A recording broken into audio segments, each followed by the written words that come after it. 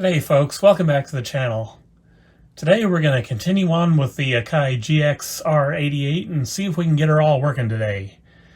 Today we'll be dealing mostly with the transport and whatever issues happen to arise after said transport service. I'm actually still not sure yet what my approach is going to be to service the transport, but I'll figure it out as I go, I guess. But first I thought you might want to see how things went with the power supply recap and all the stuff we did in the last video. So as you can see, the upper board is now back in. I did remember to put the insulator sheet back under, but I gotta tell you guys, I don't like the way Akai has this. Whoopsie doodle. These connectors here are basically not supported from the other side, so when you try to put this back in, it's going to force that front panel circuit board outwards, and I don't really like that, and there doesn't seem to be any good way to really deal with that. But what I ended up doing was I ended up putting a screwdriver in here and sort of applying a little bit of pressure like so, and then working this board back and forth and while I was pushing in, and that got it to seat. So that should be good now. But just to be sure, we're going to fire it up without the transport in, and we're going to see if the display comes on. Seems like an interesting idea to me. Okay, she's plugged up. Let's see what happens. What a surprise, we got a working display. And let's see if we can get the display to drop out now when we manipulate this cable.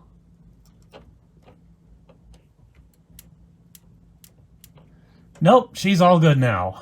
Let's see if the rest of this stuff works. Okay, that's tape counter reset. Tape counter mode. Tape type selection. Can't do anything with the transport controls because there's no transport to test that with. Dolby noise reduction, BNC, MPX filter. So yeah, I think we got this working. Let's try tape and source. Yes, it is working. So I will unplug that again, and we've got to talk about the power supply because I found bad capacitors in the power supply. I found some very bad ones in the power supply. In fact, here's what I did with the new ones. This here is one of the 4700s I got for the 666ES. In fact, it was exactly one of those same ones. I bought a batch of like 10 of them, and yeah, for the Yamaha I used new ones, but these were ones that were previously actually in the 666ES, so it's got one of those parts, and these are, what are they? They're Panasonic FR, I think. Actually, most of them are Panasonic FR, except for these ones down here. These are FM. And there's one weird one. This one down here, that's 47 microfarads, I think, at 35 volts. I was lucky I had that, actually, because most of my 47s are not anywhere near 35 volts. However, I told you I did find bad capacitors, and these are them right there. I'm going to show you how bad they are because it's worth doing, I think. Now, we'll grab my tweezers here. I had somebody say that they have the same ones and theirs are not accurate. Thankfully, this one seems to be accurate, so I'll just fire it up now and I'll show you how accurate this one is. Okay, my test frequency is 1 kilohertz, and I've got a, what is this? It's a capacitor that wants to get away. 25 volts, 100 microfarads. So let's see how this one measures on the tweezers I have. 84, 460 or so milliohms. Or microohms or something like that. I don't know. It's probably micro-ohms. Anyway, that shows you how these, or how this tweezer measures. I'm going to go down to 100 hertz because this is a power supply, a linear power supply. There's no switching regulators in there, I don't think. All these capacitors should be operating around, well, less than 1 kilohertz anyway. So test this again. Now it's at 90 almost. ESR is now 1.327 ohms.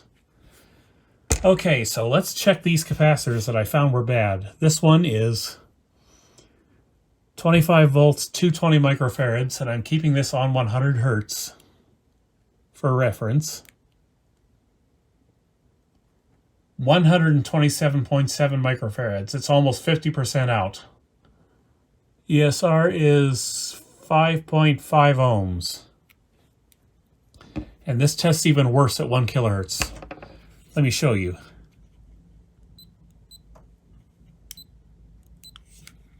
Okay, we'll check again. Look at that. Now it's under half of where it's supposed to be. That's a bad capacitor right there. So I'm going to go back down to 100 hertz. And we're going to test some more here.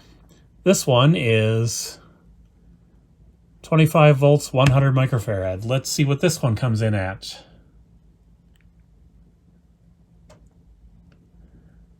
$29.78 or so.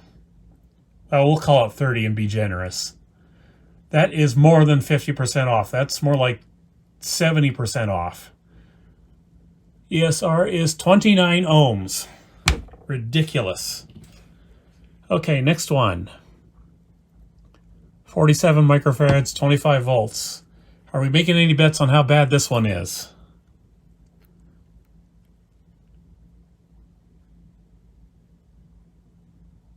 $20.6, 37 ohms. Bad. Okay, another 220 at 25 volts.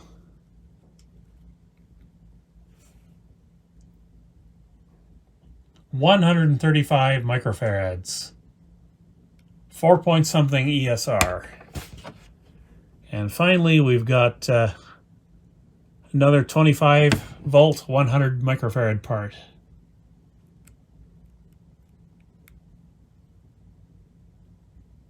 $21.7 or so.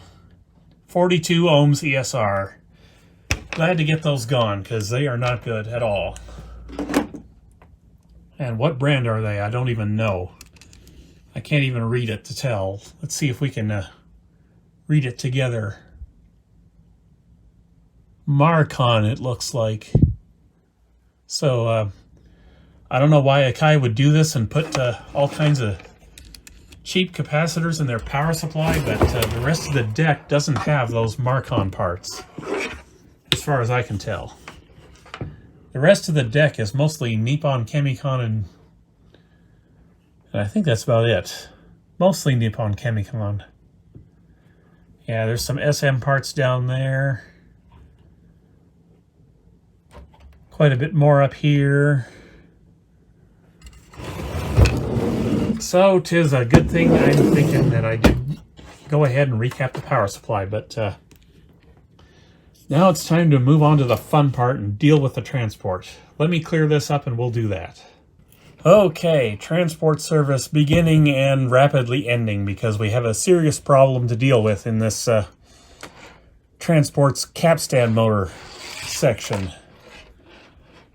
As you may remember from my Onkyo mini disc video, I discovered last week that there is a problem with this. You see on this capstan motor how one of these magnet cups is moving but one isn't? Well, that's because this one is now detached from the flywheel it's supposed to be part of. So these two have to be married back together. And it's taken me pretty well all week to decide how to deal with this. And I think what I'm going to do is Peter from ASB Custom has generously offered to take all this stuff off my hands, rather these two flywheels and the detached magnet cup, and reattach the magnet cup for one thing, and also rebalance the flywheels. And I've decided that this is an offer I just can't ignore, so that's what's going to happen on this deck, I think, is I'm going to pull these out today, send them off to him, and we'll let him deal with this, because I really do not have the ability to properly reattach this, and he has all the tooling and all the experience required to do that job. So, and the other thing is, this gives him a chance to make another video on his channel. That's what we're going to do with this. But before we even do that, we have to, well, first we've got to take these flywheels out, for one thing, and for another thing, we're going to have to make sure that there's no damage to the motor coils back in here, because if there is damage back in there, then, well, this video's basically dead in the water. So that's what we're going to do, is we're going to try to get that stuff out and test it and see what's bad and what isn't bad and all that other stuff. Now, I'm not exactly sure how to get all this apart. And, oh yeah, there's a bunch of other capacitors down in here. I should probably check while I'm at it, just to make sure they're all good. Deal with them while I've got this thing apart, as it were. So it looks like we've got a couple of screws back here to deal with.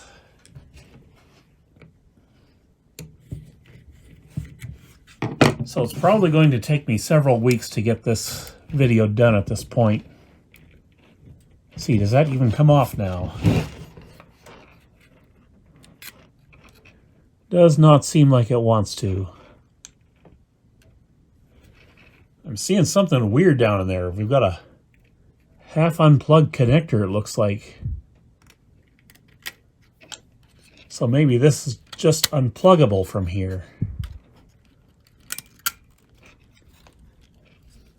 Yeah, that's the score. It unplugs and just kind of folds up, it looks like.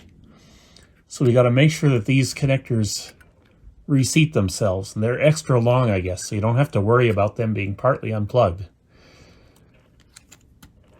But it looks like if any of these capacitors are bad, I'm going to have to get some low-profile ones for this, because I don't think I've got some that'll work in here. Maybe I do. I suppose you could use longer ones and just fold them up out of the way on this side, but what about this side? I don't know. Anyway, we'll deal with that. Or I'll deal with that as the time goes by. So, how do I get this apart to deal with yonder flywheel issues? Got two screws on either side, it looks like. I'm going to try to keep from pulling too much of this thing apart, because very likely this whole transport's going to have to go back into the deck for storage while the flywheels are away getting serviced. And the other good thing about getting the flywheels rebalanced on this thing is I'm going to have the best wound flutter possible. I kind of like that idea, because I want this deck to be my playback auto-reverse machine.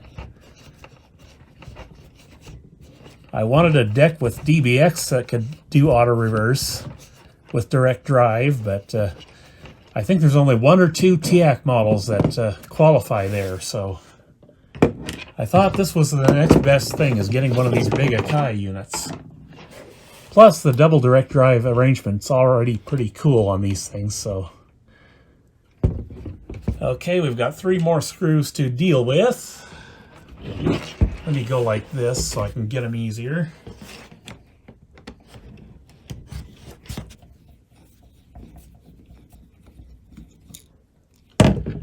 Okay, that should be it for the screws, so should be able to pull this out now.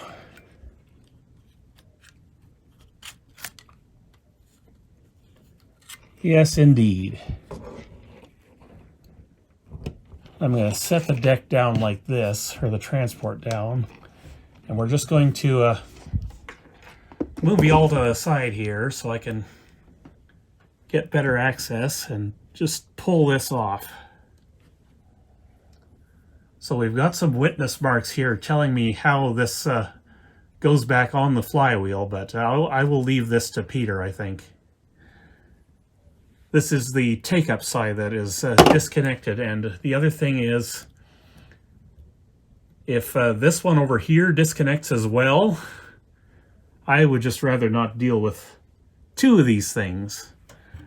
Okay, so now for future self's benefit, there is a sort of a recessed section on the take-up side, or rather the right side flywheel, as looking in from the front of the deck, which indicates that this is the one that is the one that needs the reattachment surgery done. And this is the way I'm going to be able to tell which of these flywheels goes back in which section, or which side of the deck, as it were.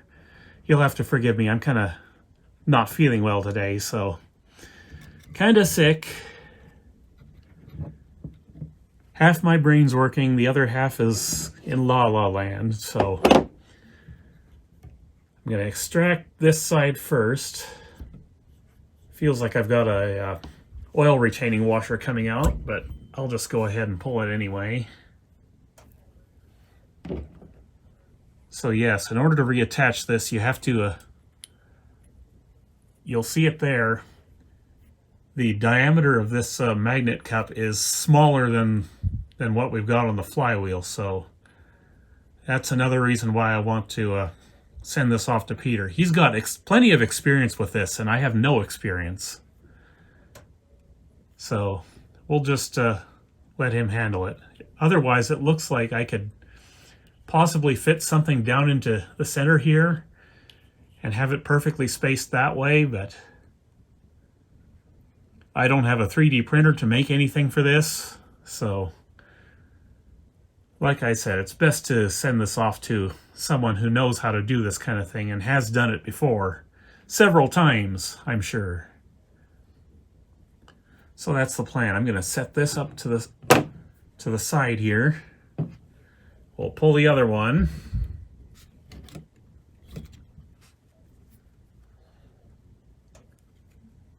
And this one does not seem to be in any way loose.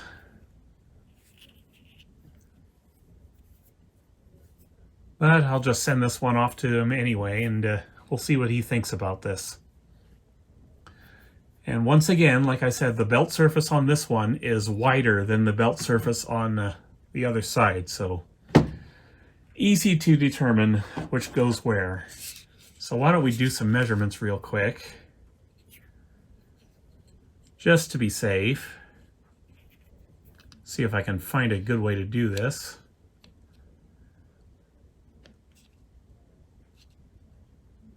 Okay, we've got 48.3 millimeters on the belt surface on this one.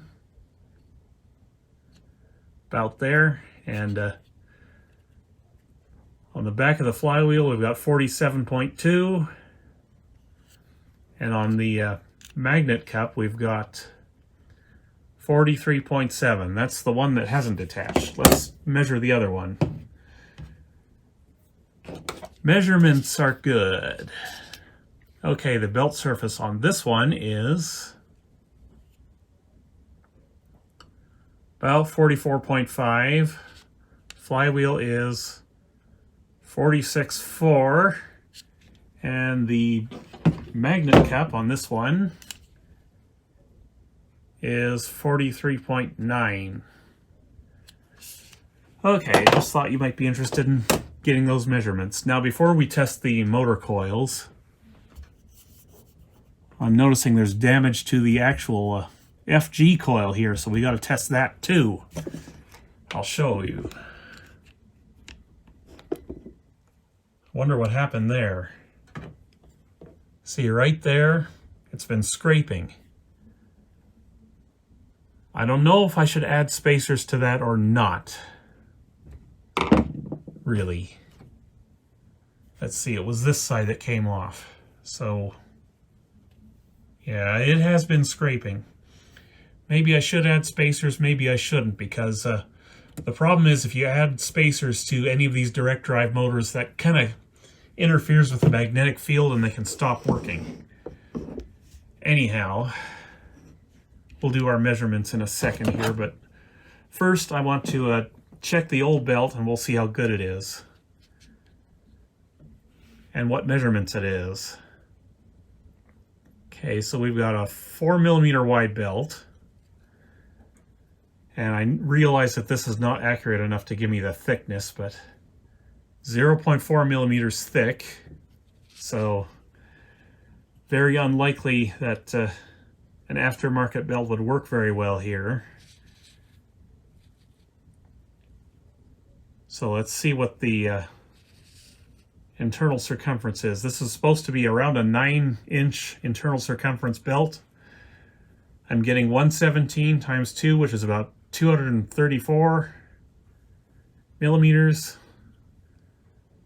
So 4.6 inches, that's 9.2. So it is stretched, but I'll tell you what,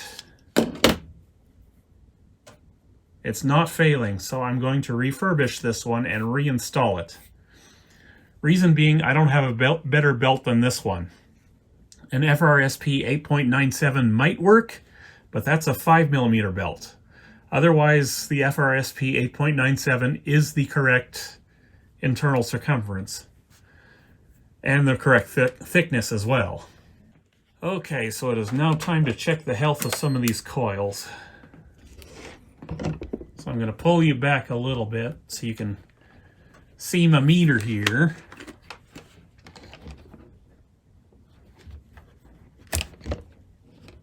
And so I can see my meter here. And now we got to figure out how to test these coils. Okay, so it's this one that I'd be looking for the damage on. I am seeing damage. See if I can show you here.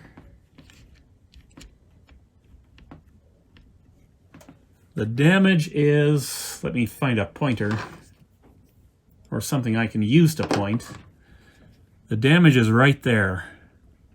I don't know how long it's been scraping or what, but we have to measure this coil and see if it's okay. Because if it's not okay, like I said, dead in the water. So where are the connections to that coil? Okay, there's one up here. And where's the other one? Hard to tell. I think it goes into this other coil here. I'm not sure. I'm going to make a bunch of measurements and we'll find out, hopefully. So, I'm actually finding it rather remarkable that this motor was actually working the last time I powered it up, because I noticed that bearing, or that magnet cup was loose then. So let's try a measurement between here and here.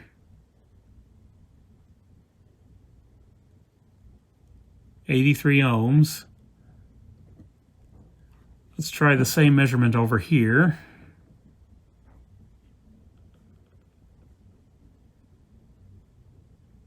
.83 ohms, okay. That is encouraging.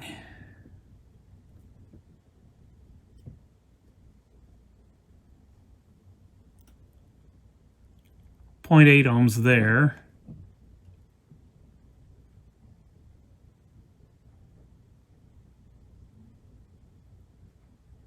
.166 ohms there. Let's try the other motor, which we know is good, or at least it should be good. I'm going to go between these 2 points here.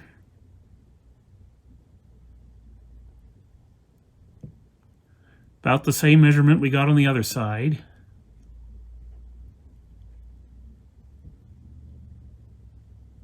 .166. Okay, those measure identically, so we'll try these other 2 points.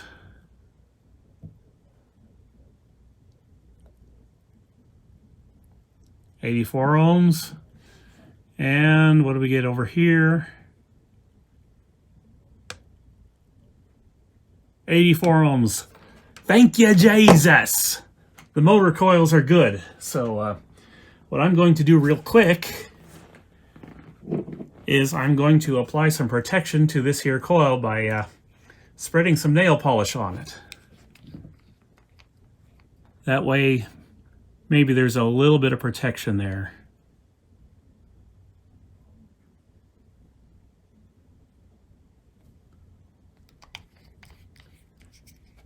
So, the motor coils are good, and that gives me the green light to go ahead and send these off to Peter to get them rebalanced and have this little issue dealt with. But like I said, we've got witness marks here, so if I had the tooling, I could probably go ahead and reattach this. Let's see, how did it go? I think it went like so. I think that was the way it went on.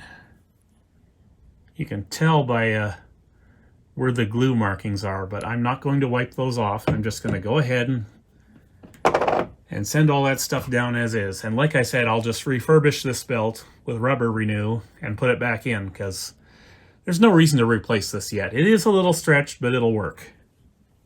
I guarantee it. Okay, next step. Check the FG coils over here. See if this is a problem now. Okay, here we go. Okay, we've got a common over here. I don't know if you can see where I'm testing, but there's the common. We'll test coil 1.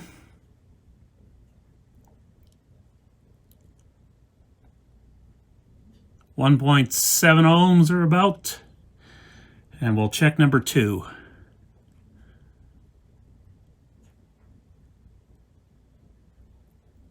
2 ohms, so they're both good. I just wonder about this damaged area here. Let's clean that up, or try to anyway. Where did I put my Q-tips? Right in front of my face, of course.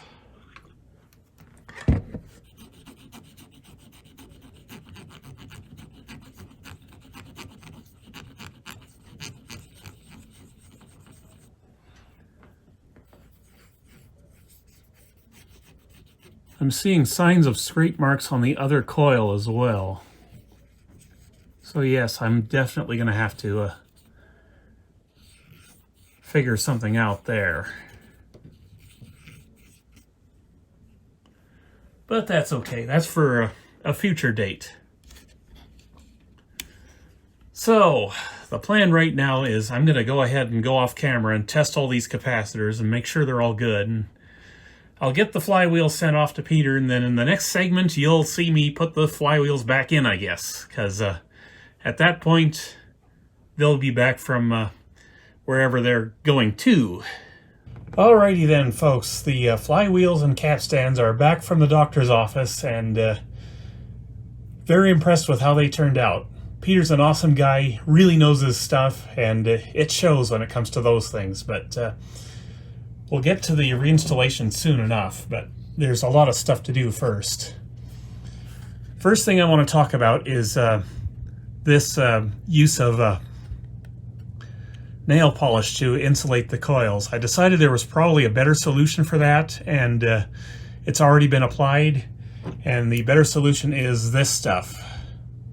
I now have conformal coating, so I've just been painting all the areas where I could see that the flywheel was scraping on the coils, which is actually in more places than I originally thought, but hopefully that'll be cured up in time for me to put this deck back together.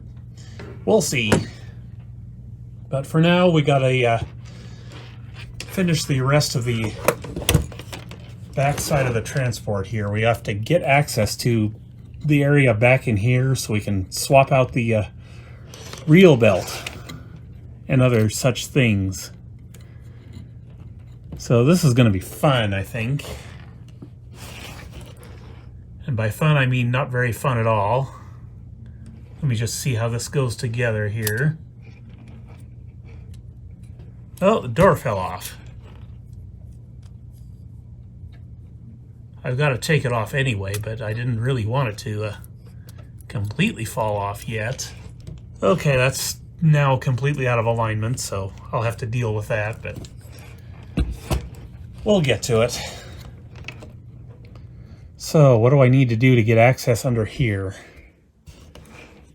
This does not come off, I don't think. I think it's just these 3 large standoffs we need to loosen. So I'll get my handy dandy little adjustable wrench here and we'll try to do that. We'll fight with the tape door later. There's a lot of stuff in the front we got to do. Okay folks, 6mm is the key to happiness with this. Still couldn't find my 6mm nut driver, but I did find something that'll work to save time. Okay, that is that. So how does this come apart now? I'm wondering.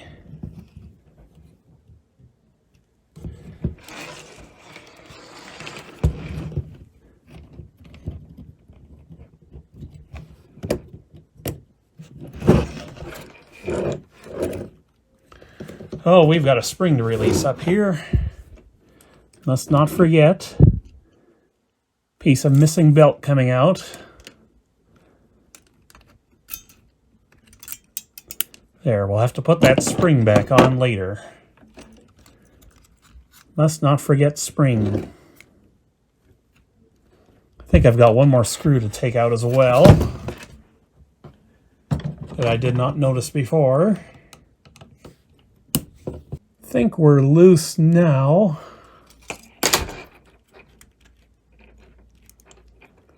Don't see anything else that could be holding us up.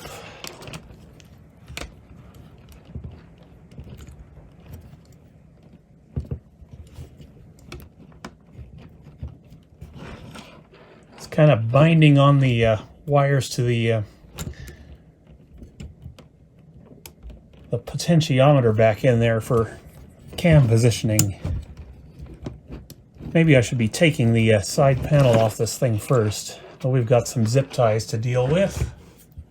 Or rather, a zip tie. This does not feel like a good day for me to be working. I'm kind of half asleep again. But let's risk breaking stuff, shall we? This is one of my cheaper 3-head decks, so I don't know how worried I really have to be for this thing. Buy another Akai, I said. It'll be fun, I said. So far, not as much fun as I would like to be having, I gotta say. There is a gear in the way that is keeping me from pulling this out. Or rather, the idler is keeping me from pulling this out. Is there a way for me to get that out of my way?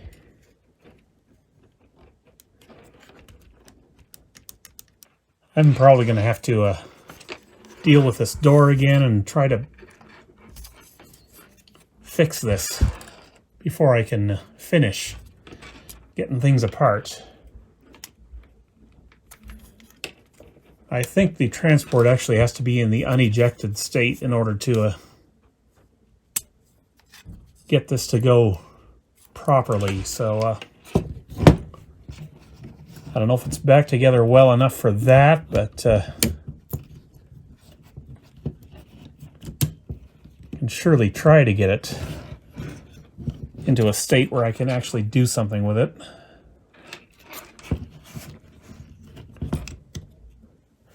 Okay, let's see if I can try my little magic trick here to get the door closed.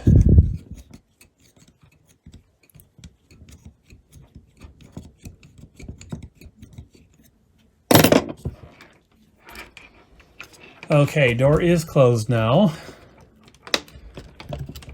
So let's see if I can get this apart again. Or not again, but in the first time. No, that blasted wheel is still hanging things up down in there. Oh no, I got it. Got there eventually. Mode wheel came right off. But we have to clean and lube that shaft anyway. But now we can explore what to do about the reel drive belt, which is going to be fun. See if I can rotate this out of the way so I can do something with it.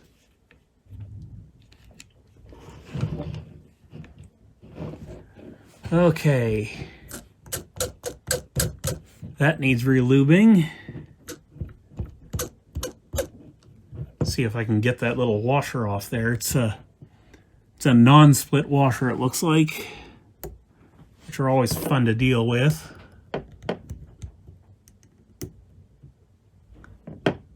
And while I'm doing this, I should mention that the original capstan belt has been rubber renewed. I did that off camera. So hopefully it's ready to go back in after we're all done with this. Assuming I can get the rest of this thing apart.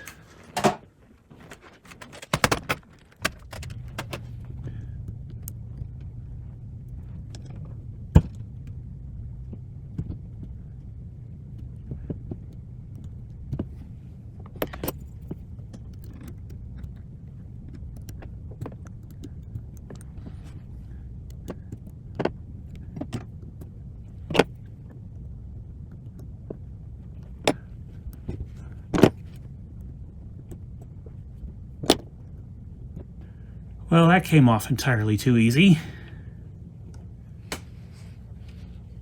And yet not easily enough. There's 3 washers under there, for Pete's sake.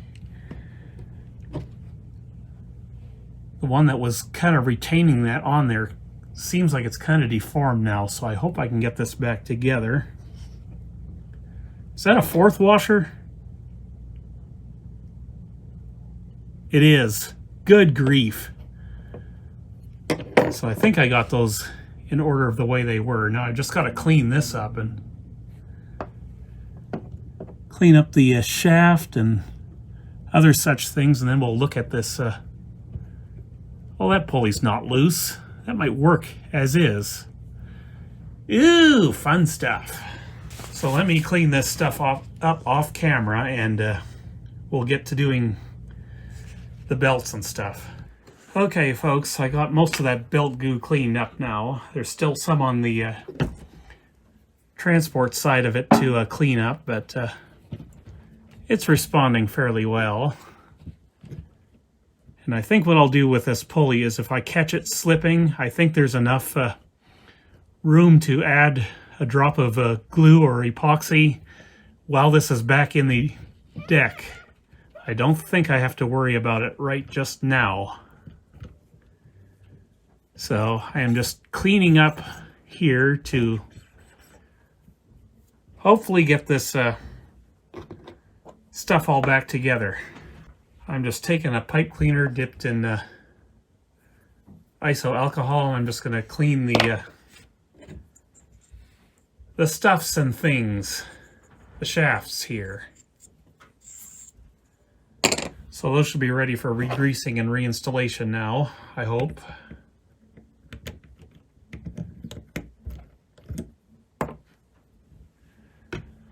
Okay, I need my molly coat.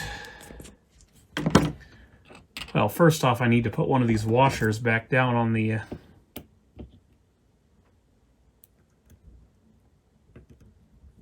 this thingamajigger, because there was one washer there. And let's see here.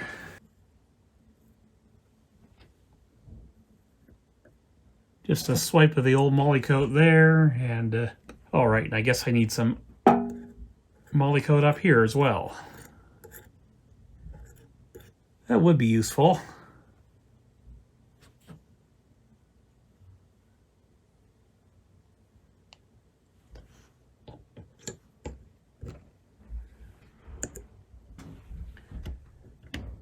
And now this goes back on.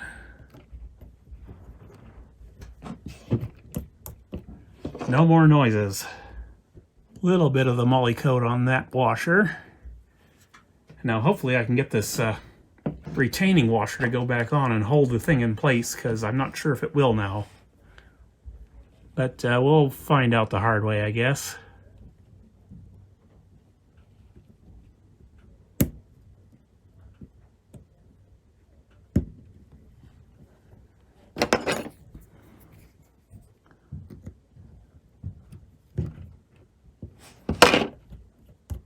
Oh yeah, that'll hold.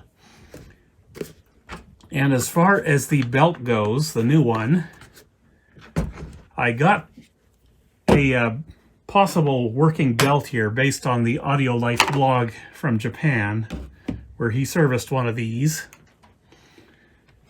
And I'm hoping it's the right size. He used a 38mm half internal circumference belt, so 76 millimeters. And I've got that all set out and ready. This is one of my 1.2mm belts. It is that exact size, and we'll just see if it works.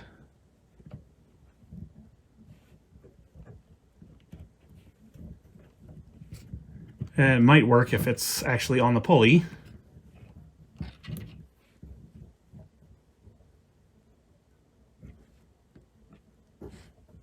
Seems kind of loosey-goosey on there, but I don't know. I think I want a little bit of a tighter belt here, because I did manage to figure out how the auto reverse works on this, and there's a lot of resistance to overcome when it comes to the auto reverse working. So this is, again, a 1.2mm square belt. So I'm going to try and find something a little bit tighter. Let me see what I can find. Okay, this one's a 70mm internal circumference belt.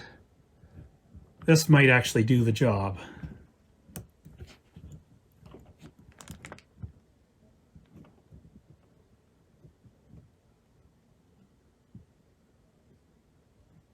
Yeah, I think we'll try that one. I hope it works. So 70mm internal circumference is what I'm going with on that one. I hope I don't need one of my 1.5mm square belts for that, but I guess we'll see once the deck's back together, won't we? I think the 1.2 should be able to handle this. I don't see why it wouldn't. But I need one of my mode belts here for Akai. I'll use the one from Fix Your Audio, because why not? If I've got one from Fix Your Audio, it's always the preferred one for me, because his belts are awesome.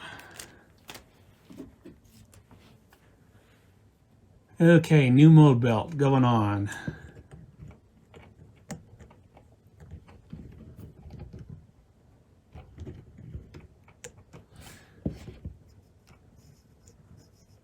And now the deck should be able to change modes again properly. But we need to go over here as well and get the remains of this old belt out.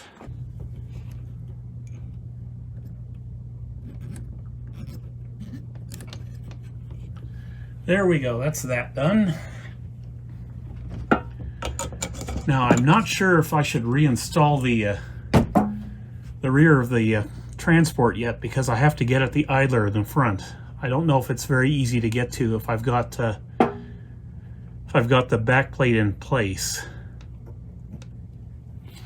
Do I try it? Do I not try it? Let me think about this. Well, folks, I'm going to go for it. I'm going to put the entire back side of this back together before I start on the front side of the transport. I just don't want all this stuff flopping around loose back here while I'm trying to work. I might screw something up otherwise. So let me just get my syringe full of ISO 46 compressor oil, and we'll start lubing the capstan bearings.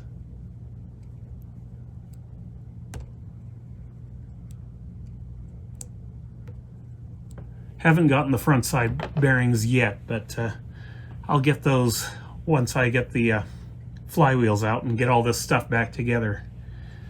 I just want to get some soaking in now, just a little early.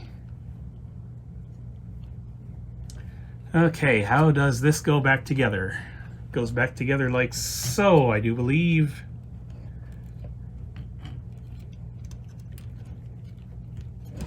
This is fun to do on camera. No, not very much. But it is on camera. I don't know why I'm putting it on camera, but I am.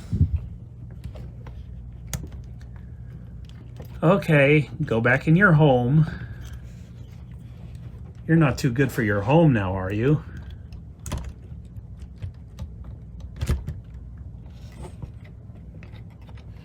Okay, it is going. These wires for the potentiometer are kind of getting in the way, but it is going.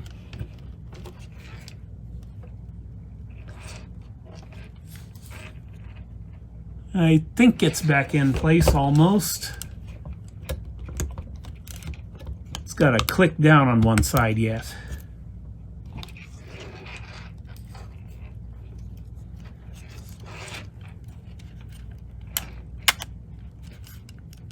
Okay, it is in. I think we're good. Now, if I can find my spacers again, they are directly under the camera gimbal for some reason. And I'll just spin these in and hopefully Bob's your uncle. And I think what I'm going to do is possibly a little controversial. I am not going to pull the pinch rollers off on this thing. I just want to see if this works. I'm not sure if Akai used the good grease for the pinch rollers on this or not. So it could be that I will have to get back in here anyway to deal with issues because of that. But that can be another video. I just want to get this up and running to see if it's going to work. If it needs further transport service afterwards, then that's a discussion we can have later. At least that's the hope. Okay, now that should go back in properly. So that plate's back on, and oh, I forgot to lube the reel motor. That's easy enough to do from here, though. I'll just get my little compressor oil syringe and get some in there.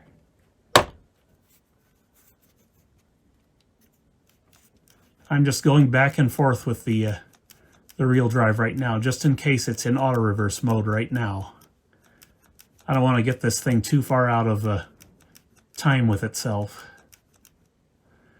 So hopefully that got some in there, and hopefully I don't have to pull this motor out and get a bunch of belt goo out of the bearing, but I guess that's something else I can think about if I have to. Okay, and yes, while we're at it, let's get... ooh, the front bearing on that one capstan looks filthy. Let me clean that up before I try and oil it. Okay, front bearing's cleaned and dried. Now I'll get my syringe again, and I will go ahead and get some oil in there.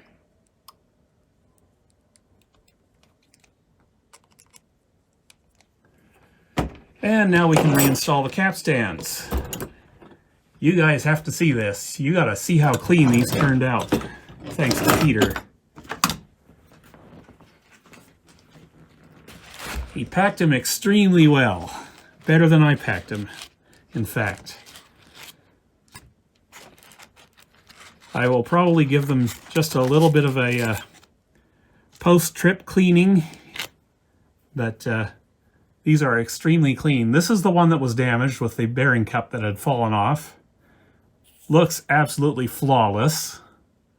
Wonderful, I love it. Okay, I'll set that down there, and I will... What do? I will go find my Kim wipes, break out the acetone, then I'll just do a quick swipe.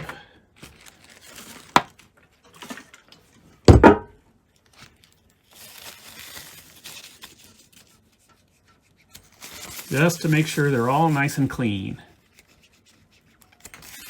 That's that one. It'll go in there. Very nice. And now, while the acetone is still wet, the other one.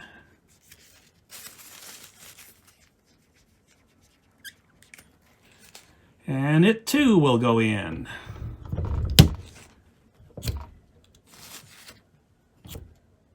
Very nice. There's a little bit of metal shavings inside this one, so I'm going to have to get in there and clean that. I don't want any metal shavings in there. Basically what I'm doing is I'm just pulling the metal debris up to the top of the flywheel, and I'm just picking it off with my fingers.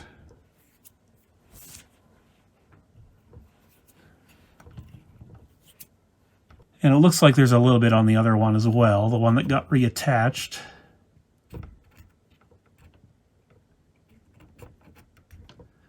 Magnetism makes things hard when you're trying to deal with getting metal shavings off a flywheel.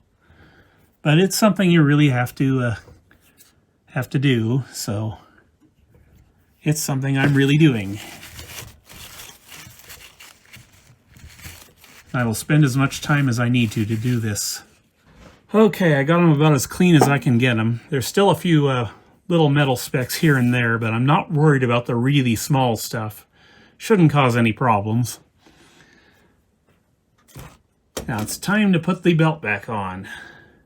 And it feels nice compared to how it was. It's not stretched out and slippery anymore. It's stretched out, but it's in much better shape now. See if I can get this thing down onto where it's supposed to go.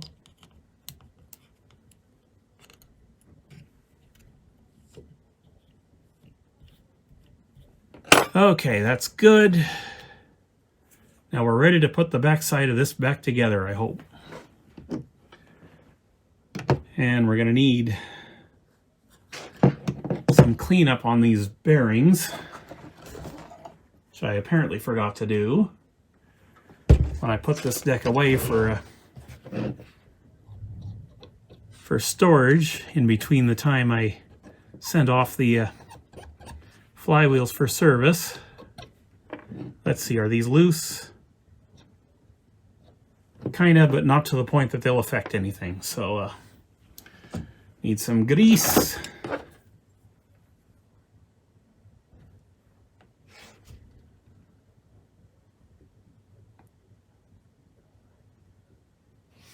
We'll just apply them to, or apply said grease up here, because it's hard to get down inside the flywheels to get to the other side of this.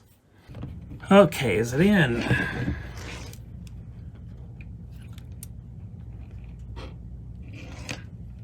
I think so. I'm not sure, but I believe it is in. And we could be doing all this for nothing. If both capstan motors don't work properly, then this deck is a parts deck, pretty much. Okay, see, yeah, the problem with the markings on the FG coil board is because the magnetic field wasn't there anymore, and it was running without the magnetic field. The side that came off, this side, it was being sort of, well, not pulled forward, but because there was no magnetic field keeping the flywheel back, the belt was mistracking and causing all kinds of rubbing issues. So that should all be solved now. Anyhow, that's my explanation for that. I got to put this one board back on, and that's about all I can do from the back side here. And I should mention I did recap everything, so got all new cablamitators there. Hopefully they're in right. Let's see, I screwed something up here, didn't I? Of course I did, I always do. Can I get these wires back into their spot? Yes, I can. I just didn't want to have to take this side panel off, because there's a little circuit board that's down under here for the heads. And yeah, you cannot take this side panel off to get the door off. It has to be the other side panel.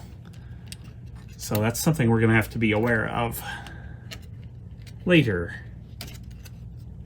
Oh, I guess it would be good if I took my screws back out of here so I could put this back on. And now we'll see if we can get this plugged back in properly, which is a little bit of a challenge on this deck, because of how these connectors are.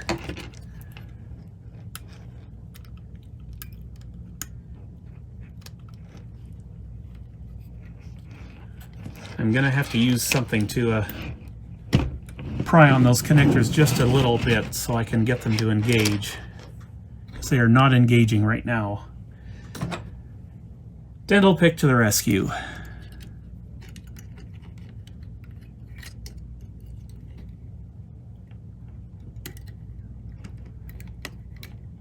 Okay, the top one's engaged, the bottom one is not. There we go. We have happy deck goes back together. Okay, everything seems good gravy back here.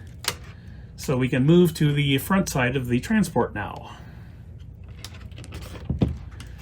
And we've got a spring that's been dismounted over here. Apparently this is a common problem with these.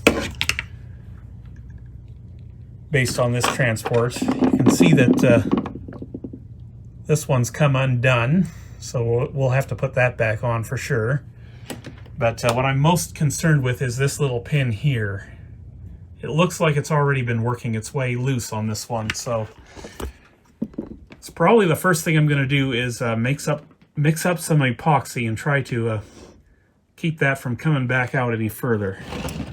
And I'm going to try to press it back in a little bit too, which could be a big problem if I'm not careful here. Because if I screw things up with pliers, then this breaks and I'm unhappy Charlie. So what do I do first? Possibly I should get this door off first. If I can. I hate dealing with these Akai doors, but it is what it is. I managed to get it done properly on the GX-Z9100, so surely I can do it again.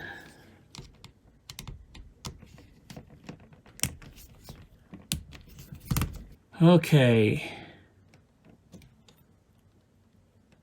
How bad is this little procedure going to be?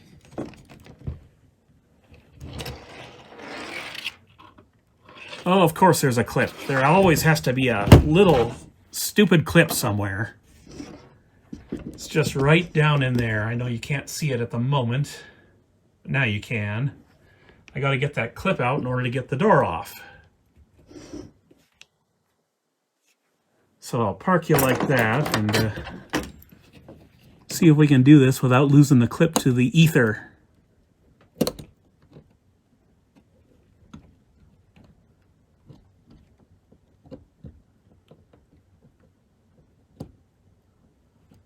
Success! Clip is out. Clip doesn't want to be picked up by yours truly, but it's out. Oh, come on, you stupid clip. I don't want to lose you. And now maybe this will come off. Yes, indeed. I don't know if I should be doing the door removal in this current state, but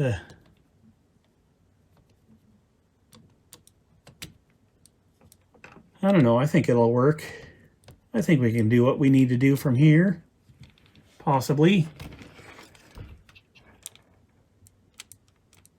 Possibly not. I think it has to be ejected. So I'm going to do it from this angle on camera so you can see how the linkage for the eject goes. I don't know why I'm doing it this way and not using the bench power supply, but whatever.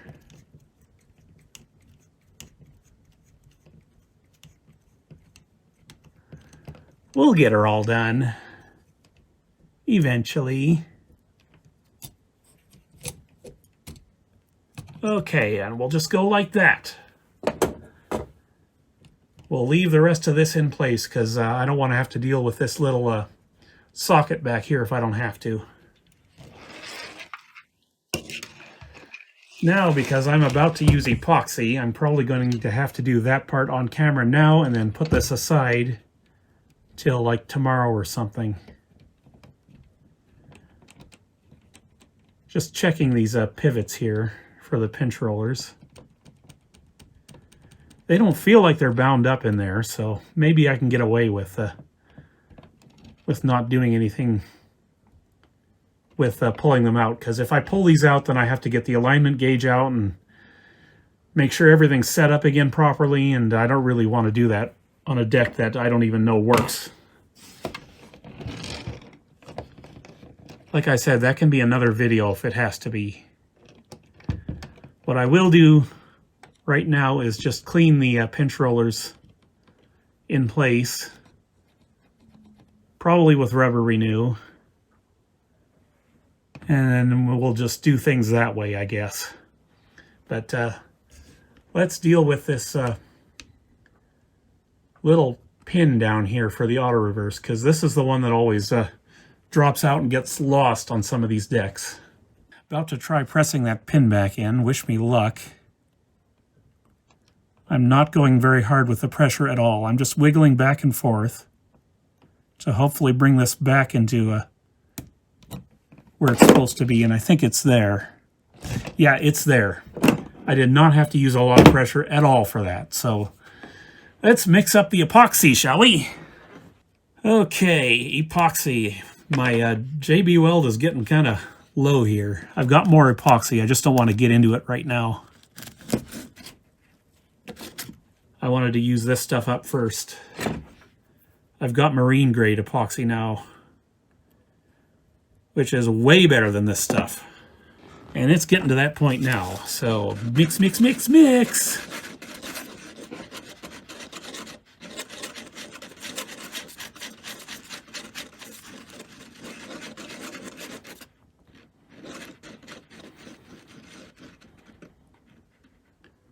Okay, we got some epoxy, and I'm just going to smear a little bit down under. That was a terrible Australian accent. What the heck was I thinking?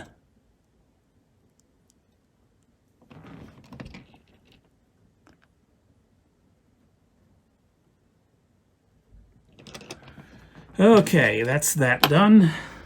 Idler access. Is it even going to be possible after I put the backside of this back together? We'll find out. Beauty plate has to come off first, though.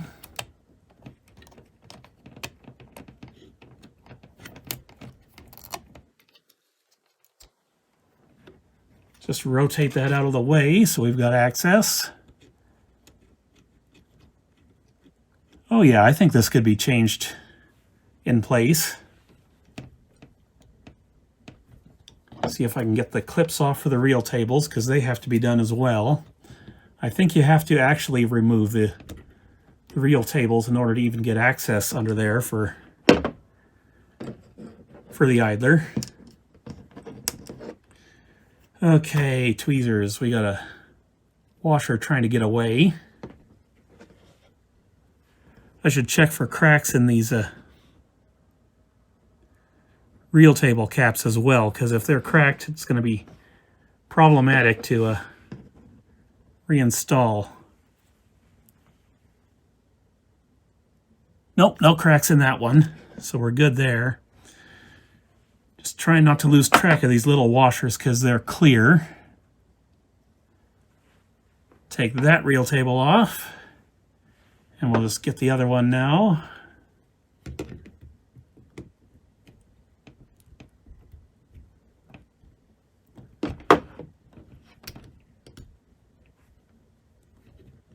Uh-oh, we got a problem here.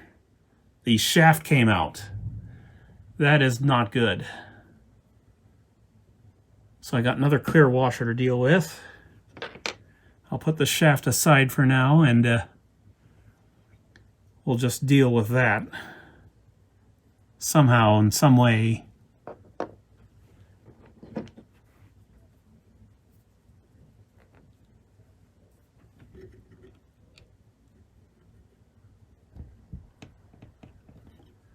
Well, it's still pretty tight in there, so I think it'll hold itself in without me epoxying this back in. I just got to get this cap off this thing now, is all.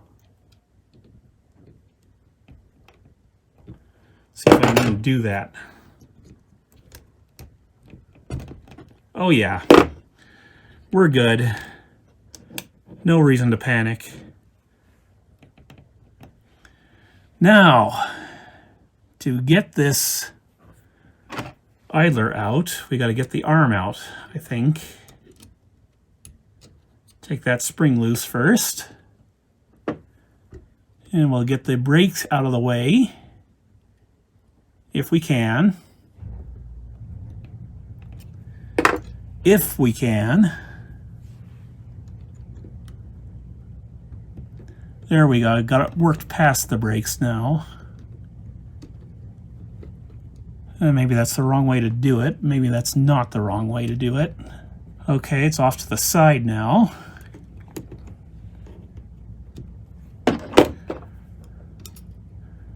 This seems so much easier when LT Tapehead Service was doing this on his video. Oh, there we go. We got it. There's our idler and clutch. So I should be putting these reel tables up out of the way where I can not possibly lose them, and their little clear washers that go with them. So I'm just putting them way up out of the way so I know where they go. Okay, that's that done, and I can clean the reel table shafts while I'm at it. Might as well, we're here. They will get new grease, of course. Check the back tension brakes as well. There's two of them on this model. There's one on each arm. There's one here and there's one here. I will clean both of those.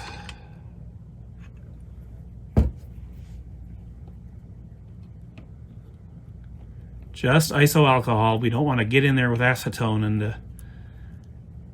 and dissolve away the glue that's holding them, or dissolve the arms that they are attached to. So those should be clean now, for the most part. I've already worked on this idler drive pulley, so I don't have to worry about that.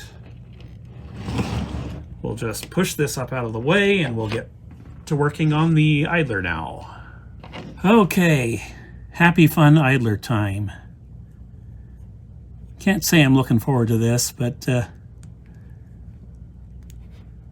I want to do my best for this deck, so got another one of these washers that are not split, so it's gonna be fun to get this off. There we go, we got that one off. Plate comes off, spring comes off, and now the idler, and there's our clutch. And I should mention I've already tried my new felt washer kit. I decided to break out the old ancient the old ancient Optonica deck. It had a missing take-up slip clutch, and I decided to just try and put a new one on, and yeah, it turns out it's real easy to do with that clutch kit, or with that washer kit, because they're all self-stick. You don't have to glue them on or anything. And that is clearly not the same idler as what I've got here in the Fix Your Audio kit. I wonder if this will even work.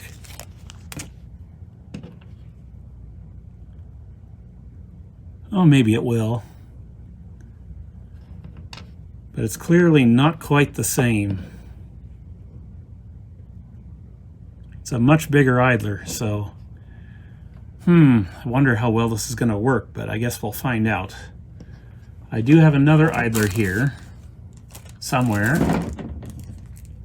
wherever it is. Where the heck did I put that? I don't know where the heck I put that. It's hiding. But it's basically the same size as this one, so it wouldn't be any better than this one. So let's see if I can get this one on. So this might actually work. So we'll see, I guess. It's about all I can say.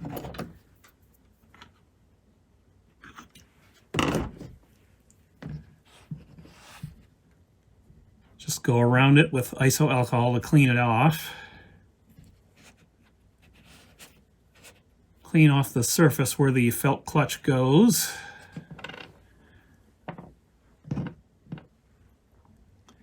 And let me see here.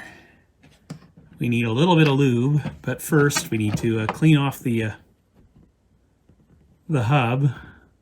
Standard cautionary things apply to this, because you do not want any type of oil getting onto this felt at all. That will do bad things. Felt feels like it's in good shape, so I won't worry about replacing it. At least not at the moment. And like I said, watch it with the grease around here. I'm just taking a very small amount. And back on goes the idler. Oh, problem. Yes, this will not work. It is too big. It's rubbing on the plastic, so I gotta find another idler. Great. I hope I have one. Okay, folks, the Chinese idler kit came to the rescue. I found the exact perfect one for this deck in that kit, so I'm gonna try that one. But before I do that and put it all back together, I just wanted to measure the old one for you. Okay, height is 1.8 millimeters, and outer diameter is about 14.8 millimeters, and inner diameter is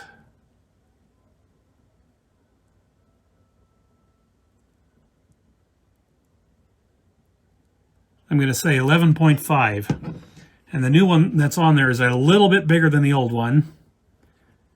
Outer diameter of this one is 15.7. So hopefully it works, because I can't go too much bigger on this without it getting into the plastic. I tried one of my SB111 O-rings, and it doesn't work. It almost works. It still rubs, but just barely. So very difficult to find an idler for this transport, it looks like.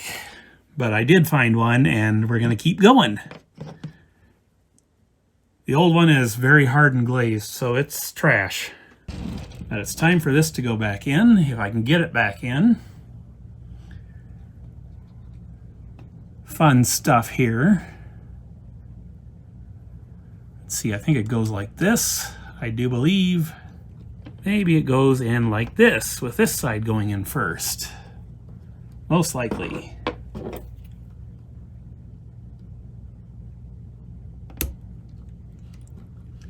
Just sneak it past the brakes again. And that is back in. And hopefully working. I forgot to clean the new idler. So I'll just do it in place. I don't know how long these Chinese idlers hold up, but I don't really have too many other options here, so it is what it is. Okay, now just reel tables and then reconnect this spring, and then I gotta sit around waiting for this epoxy to cure. Oh, and I've got an awful lot of oil up around the capstans. Not surprising. I'll just dry wipe it with a Q-tip for now, just to absorb the excess oil. And I'll go in with the other side. Blot some of the excess oil off with my arm. And I'll just clean the capstans. Man, time to do the reel tables. So I'll take the left side one first. Promptly have the cap fall off. Take this little clear washer here and hope I can find this thing again when I'm ready to put it back on. I'll put it right next to the cap So I hopefully don't lose the dang thing. We'll zoom in so you can see better. And I can see better if it goes missing or some such. One more Q-tip.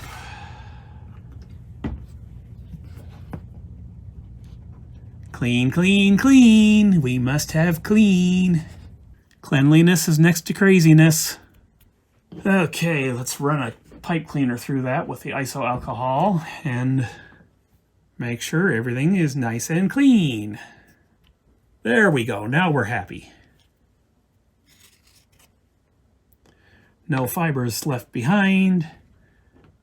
Let me get this other one while I'm holding a damp pipe cleaner. I'll do the same thing with the little washer and the cap. And that one came apart, but it's fine. We'll put it back together. Sometimes that happens. That actually happened with the Optonica direct drive unit. I found out it was still having problems, so I got back into it and I found that, oh, what was it? Something had split on it. Oh wait, I know what it was. It was this part. It was split on the Optonica, so I had to file a bunch down and reassemble. And basically what was happening on that deck was it was failing to keep the take-up drive engaged. Let me take a look at the other one. At least I've got a cheat sheet right here.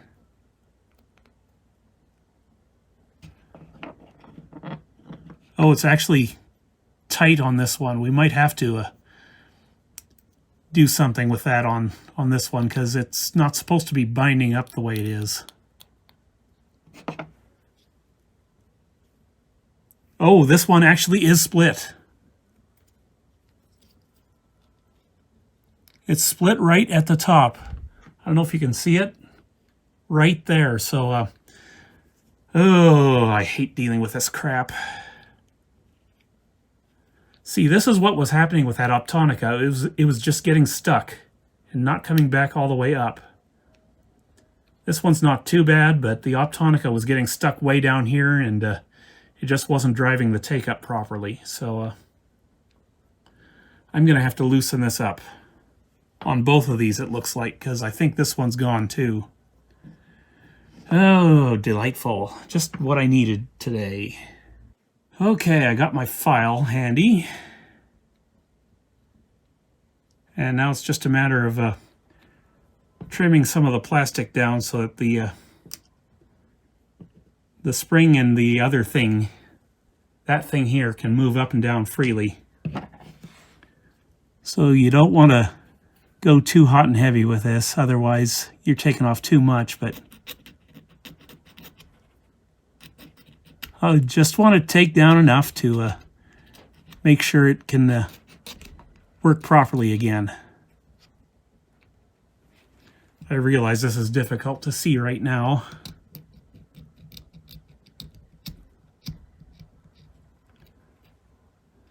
I'm going to go over all 6 sides of this. It doesn't take much, just a little bit.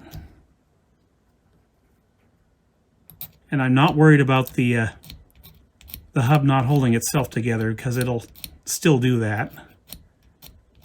It's the inside part of it that holds the cap in, so we don't have to worry about that too much when it's installed in the deck.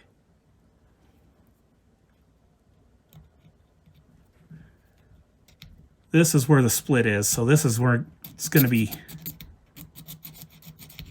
needing the most material removed.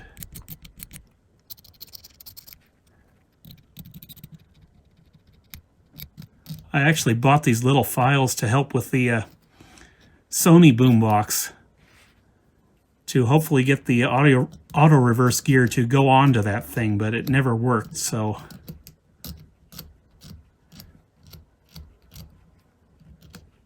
it's good I bought these though, because turns out we're needing them.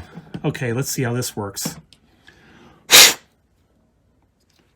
Got to get some of the plastic shavings off this thing.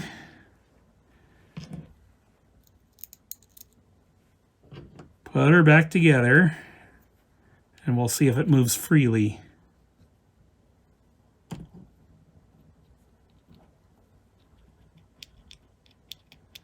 It did there for a minute, but I want it to consistently be able to spring back.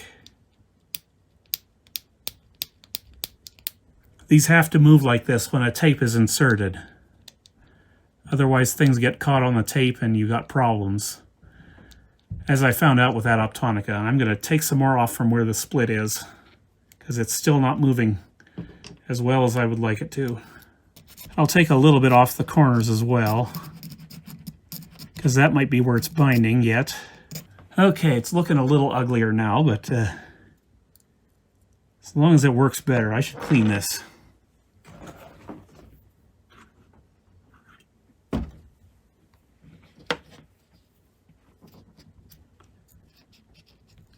Because plastic shavings inside there isn't going to help any if we just leave them there either. Okay, did I file down enough this time? Sure feels like it going on, but oh yeah. I shouldn't have done that. Why did I do that? Now I gotta go find that stuff. Okay, I found it. Or I found them. I found the things and stuff. So let me try this again with me holding the cap.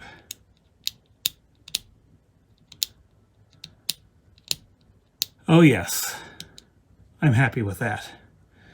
And like I said, this friction fit part up here will be held in place by the reel cap, so not too worried about it working its way loose. It shouldn't. There's still enough friction there to do its job, I think. So I'm just going to put that down nice and gentle, and I guess we're doing the right side one first. I'll do the left side one off camera entirely.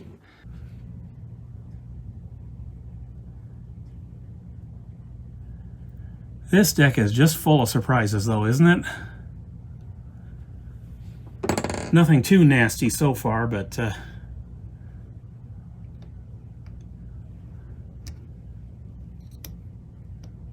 annoying nonetheless. Okay, that's running beautifully.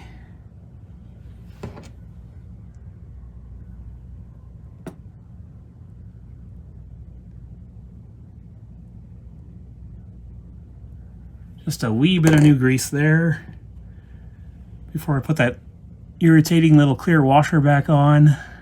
So we've just about got one reel table done.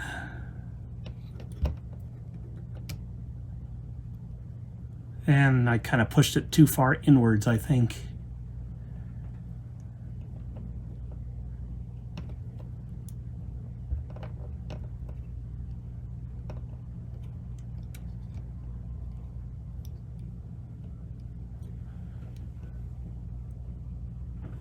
Just checking to see if there's any problems with this, because this is the side with the loose shaft. It looks all right. So, and it's locked in place. So I'm going to choose to believe it is all right. So, yeah, I just got to do the same thing to this reel table, and I'll come back with you on camera after that. Okay, reel tables are done, and I'm satisfied with how they turned out.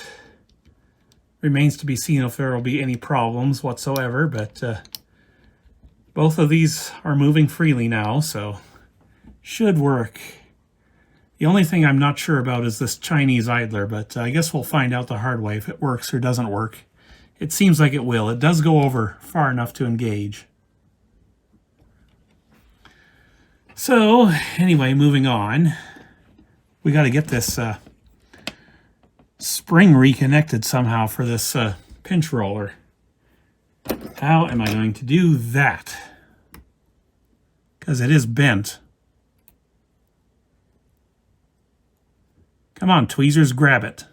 Apologies if you can't see this, but it's very small.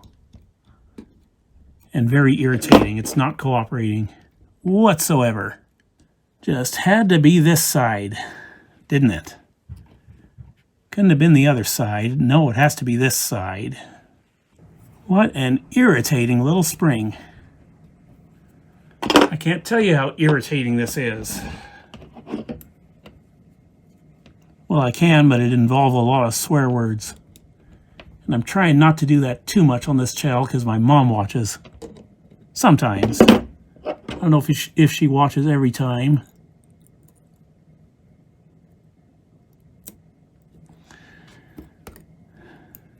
I may have to do this off camera because I don't see any possible way to do it on camera. Just getting to this pinch roller is impossible because of this little circuit board down here, but I will do my best.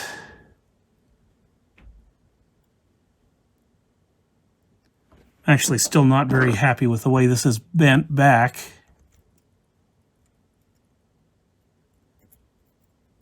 But as long as I could even get it engaged again, I'd be happy.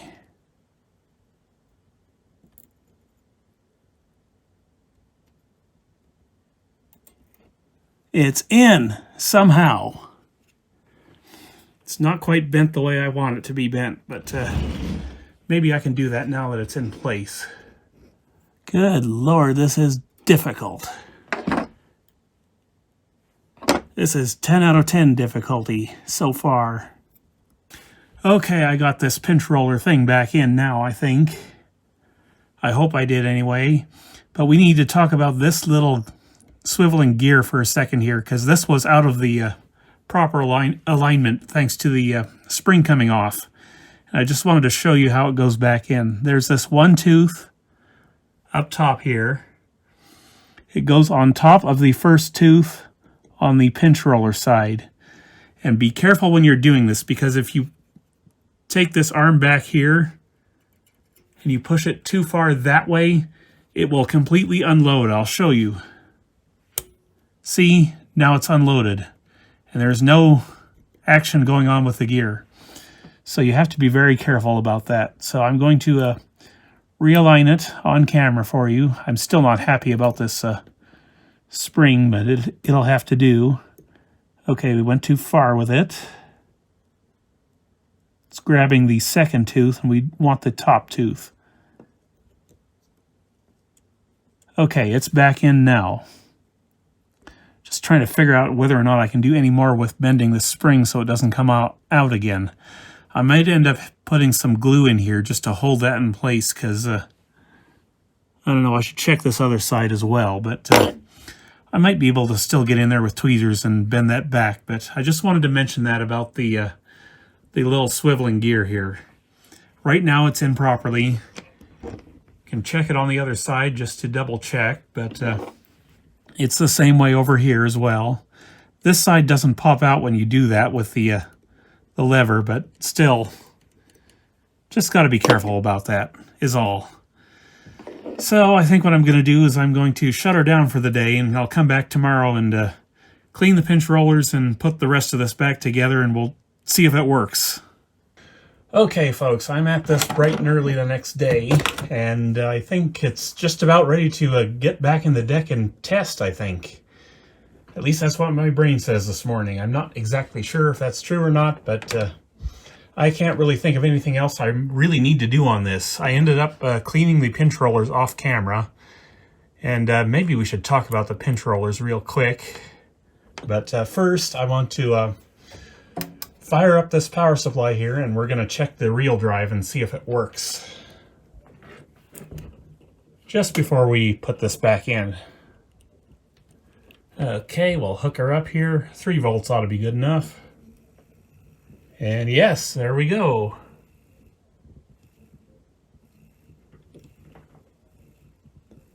Everything is stopping when I do this. You can see the power going up and down there, so I think it's even stopping the reel motor. That's good. That means I got the right belt. And it's dead quiet too. Let's go the other way.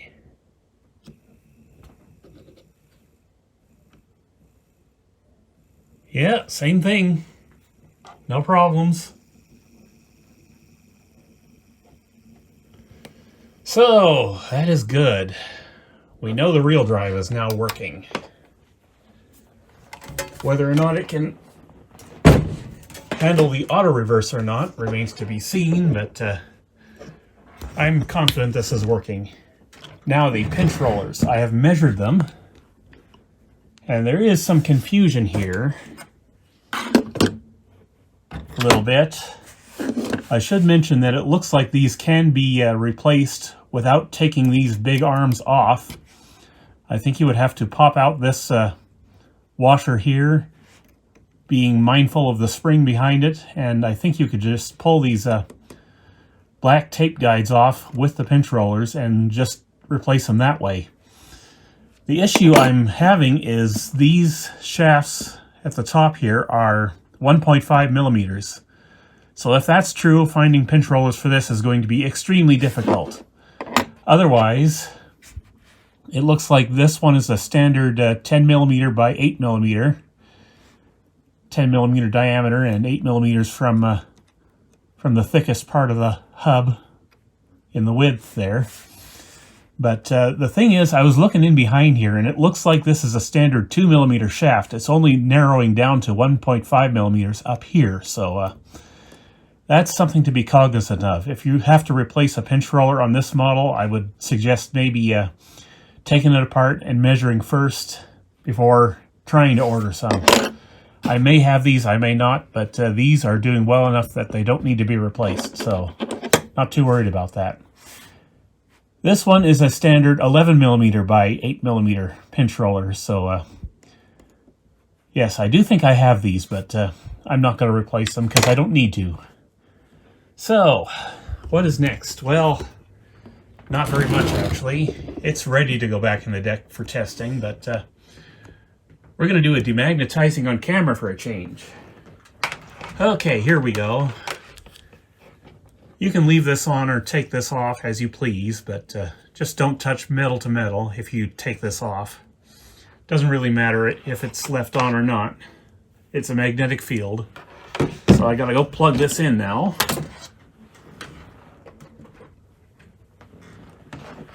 Okay, she's plugged in, and just go like that.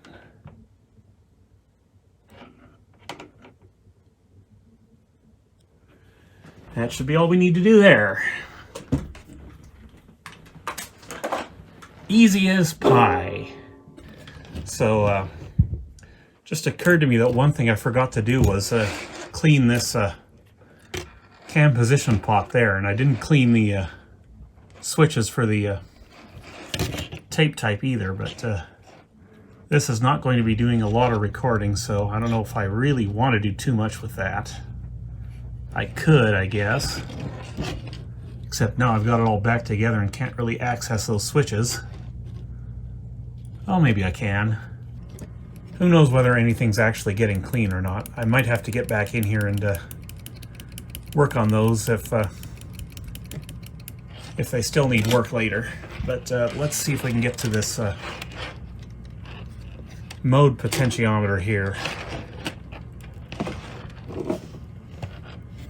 Okay, I'm going to use fader lube for this one. And you got to watch it with this stuff because it sprays hard no matter which setting you set it on. So just kind of looking for a way to keep the fader lube from getting all over the place in there, because there's grease in there we don't want to wash out. It's kind of difficult. Maybe I should desolder that and literally pull this off. I think I can do that. And I won't be able to run this back and forth because it's in the deck, but hopefully the fader lube will still be in there and working when I put this back in the deck itself.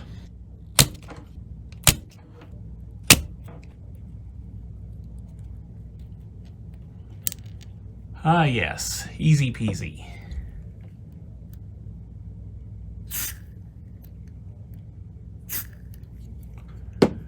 That should do, I hope.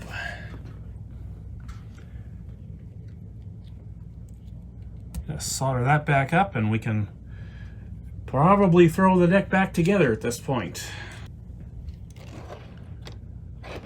Looks good to me, so we're about done. Just got to put the decorative cover on the front.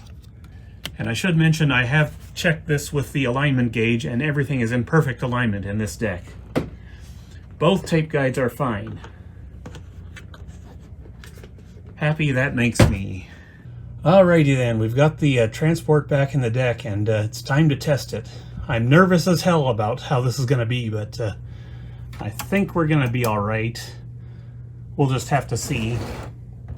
I've got audio hooked up and ready to go in case it does actually work, but I just don't know how this one's going to turn out. So how's about we find out?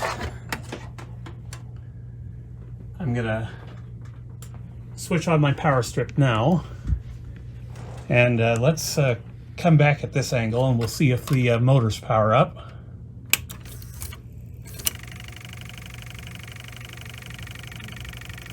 What is that noise coming from?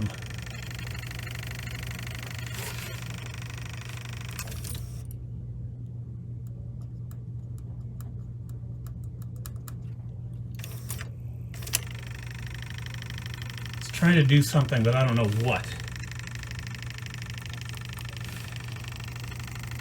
It's running the mode wheel right now.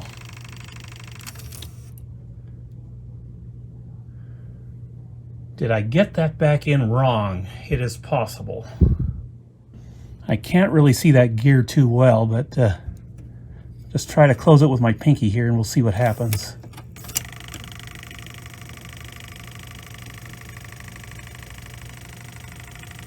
Yeah, there's something going on in there. I bet I gotta take this thing all the way apart to find out what the deal is as well. But what I'm gonna do is I'm going to try to manually work this and see if I can digitally detect what is going on here.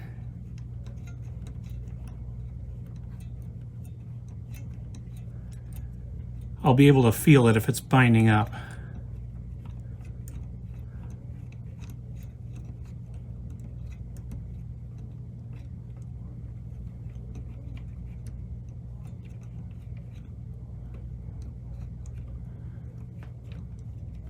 Trying to watch the heads in front to see if they're moving up into position also.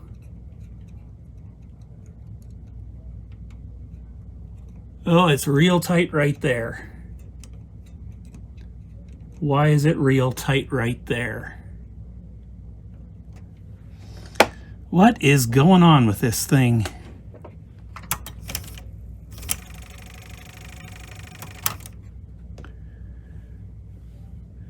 Will I be able to find out if I go underneath, is the question that follows. Just gotta watch the power supply because it's live right now. See if we can see an issue here.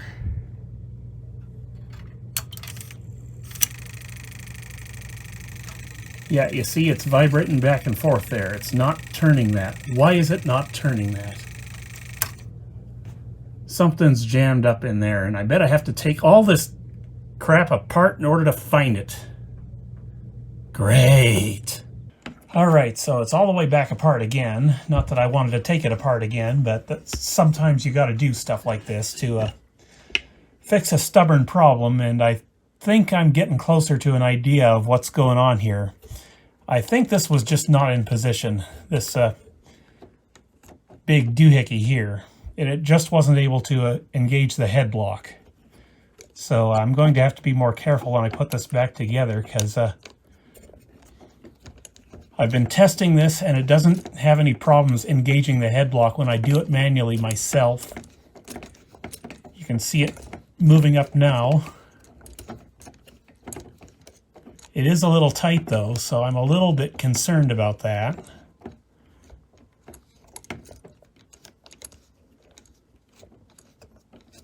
But I can't really find any major issues here. I will say that I did test it off camera a little bit and it is going into auto reverse properly. Or rather, the motors are reversing properly. So I don't know. I guess I just need to put this back together and try it again is all. Because I can't find any major problems. Initially I thought there was a broken pin down in there, but I just don't know about that anymore. So I'm looking at the gear. Nothing appears to be broken or stripped on here. So yeah, I just don't know here. I'm going to continue to look around a little bit more, and then if I can't find any more problems, I'll put it back together. Okay folks, so I just completed testing of the cam drive with the bench power supply, and it is fully engaging the head block now. So that must have been all it was, is just issues with the shaft not being in place fully, because it seems to be working now. Remains to be seen if it'll be working when I get it back in the deck, but I guess I gotta complete that long process again, so let me do that and we'll test again. Okay folks, it's back together again. Shall we see if it works now? No. What the hell?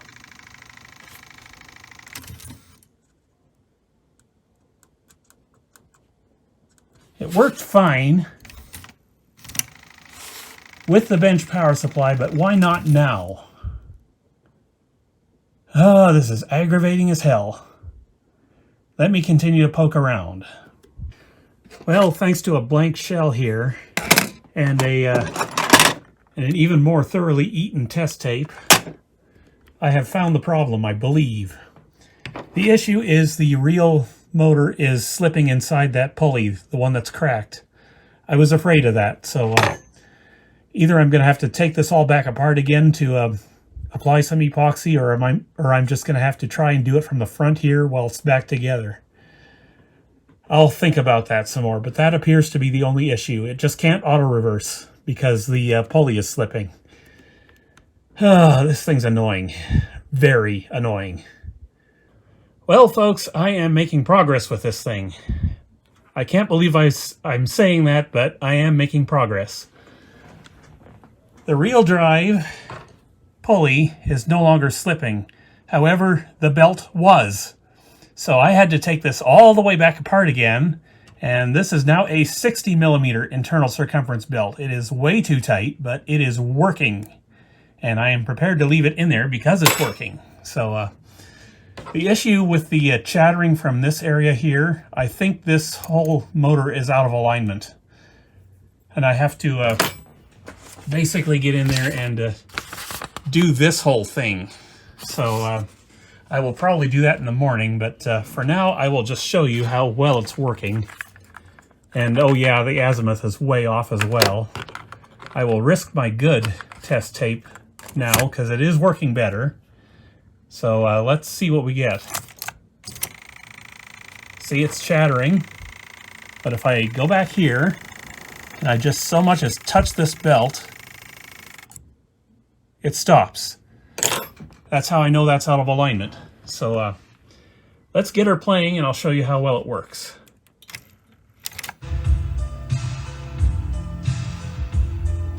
You saw the flippy head go. We'll go for reverse now.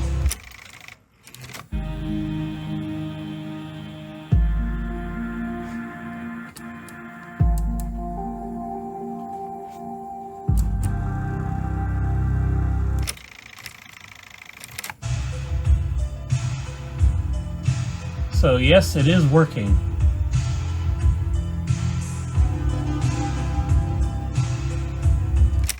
At long last, it's working. But like I said, I got to do the calibration on the cam now, and that will be for tomorrow morning because I am just so frustrated with this thing. Just to get it to this point was a major hassle. But it is working, and I think we're getting on top of this, and we will get this fixed.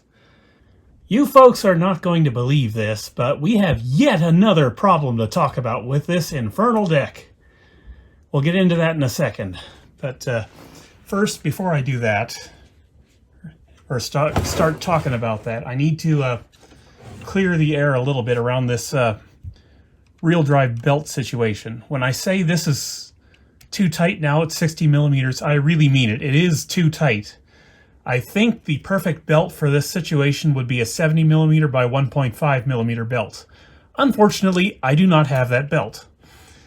So I had to make do, and I had to stretch this entirely too short 1.2 millimeter belt on the drive here, and I'm not going to get back in there to replace it anytime soon, because I literally do not have the right belt for it. That's turning out to be a common theme these days. The Sony 222 over there takes a 1.5 millimeter belt that I don't have, so fun stuff. Anyhow, I should also mention that there was still a little bit of rubber debris inside the pulley of the reel motor here, so that might have also been contributing to this, but I'm thinking if you're servicing one of these, just try and have a 1.5 millimeter square by 70 millimeter internal circumference belt. And I think that is exactly what this needs. And another thing is, I have a feeling that this deck really wanted me to do the whole shebang and split the whole transport apart like I did with the GX-Z9100 and do a full relube. There might be a lubrication component to that as well. But I did get it working, I think. But another thing I want to mention before I forget yet again is there are holes in this board back here. There's one there, you can see. One big one here. And then there's another one up here. You can get through there to clean the these switches for the tape type detection and record prevention switches. And I found that my initial cleaning wasn't enough, so I had to go in there with Deoxit D100L, and it seems to be working now. But in order to fully actually polish those switches, you have to remove this entire plate up here, and you cannot do that without splitting the transport, because everything has to come apart to get to that. So really irritating. There's a little cam way back in there that engages with that, and you can't extract this without removing that cam. So before I tell you about the new problem, I just wanted to say the Capstan motors are working flawlessly on this, thanks to Peter at ASB Custom, so make sure you go check his channel out. By now I will have either left a card somewhere so you can click on the link there to see his part of the video on this channel, or his video on that part of the thing, or whatever, the stuff. Anyhow, he has a video on his channel of servicing these two flywheels right here, and you should go watch that, because I don't think there's another channel I've learned more from about cassette decks. He knows everything, I think. But, yes, that is that. So what is the new problem? Well, here's a clue. We've got cardboard spacers in behind this blank shell right now. And the reason those are there is because the deck can't load a tape properly. Because of course it can't. It's got to be problem after problem with this thing. And basically what these are here to do is they're here to help me test whether or not it loads a cassette properly. If I shim it a little bit, you can see there's these little black springs in here. I hope you can see them. There's one here, then there's one up here. These have lost their tension over the years and require heat shaping. I think that's what's going on with this. Could be something else entirely. It could be the spring tension is too high on this plate back here. I noticed it loaded tapes properly when I had that spring disconnected, but I'm going to try the heat shaping first and we'll see where that goes. But I'm going to turn the deck on now because I think I've gotten the chattering stopped.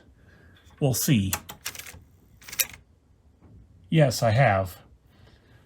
Basically what I did was I decided not to do this entire alignment procedure. I decided to do the quick and dirty method first, and I skipped to number 5 here. And I just tweaked VR2 a little bit until the chattering stopped. But then when I took my screwdriver away, the chattering started again. So what I finally did to do to fix this was I got in here. VR2 is just right down in here. And I applied some Deoxit D100L to that potentiometer, and that appears to have done the trick. It is working really well now, I think. Let's just test real quick. That's forward play, reverse play, back to forward. It's all working very well. I'm happy. So we're just going to eject here, and we're going to see if it puts the cassette into the right position when it reloads with my spacers here. Okay, it's still chattering a little bit. Let's push on this and see if it's unseated. It's not unseated. It's working. Okay, so if I... Stop it! I thought I had you fixed, for Pete's sake. I might still have to do the full realignment on that thing, but I can do that off camera at some other point. But yes, the next step is to reform these 4 springs on either side, and we'll see if we can get it to work better than it currently does. Jiminy Christmas, this thing's got problems, or had problems. It's got fewer problems now, but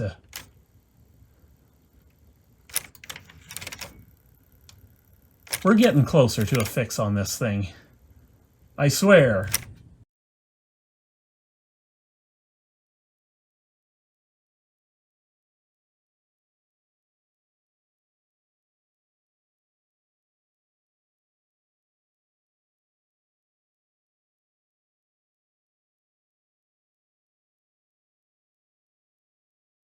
Guess what, guys? The quick reverse sensor works on this thing. I just found that out. Allow me to demonstrate. We have a light of flashing here. I will turn it on. Hit play. Observe.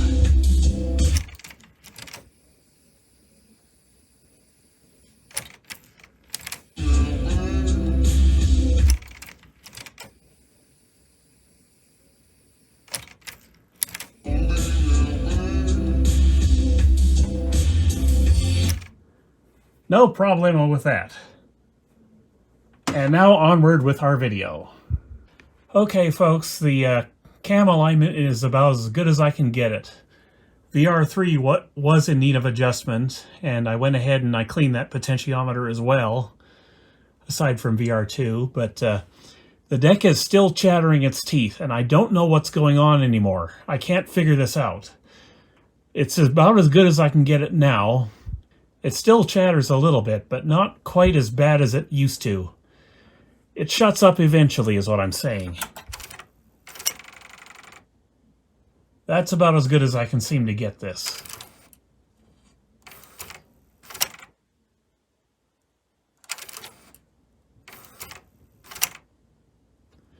So I really do not know what's going on. What I've tried so far is I have gone in and I've lubricated the potentiometer down there with a Deoxit D100L now. Doesn't seem to have made any difference whatsoever. I've come back here and I've reflowed every joint I can get access to for that whole circuit. And just nothing seems to be helping. It's not a cracked or broken tooth on one of the gears, either on the big gear or on the cam gear. Because what happens is it just goes back and forth over and over and over like that. That's what's causing the chattering. It's not a broken tooth or anything. So if someone has any ideas on how to frickin' find that problem, I would love to know. It comes all the way back here on the board. This is the cable in question. So the circuit is back in here somewhere.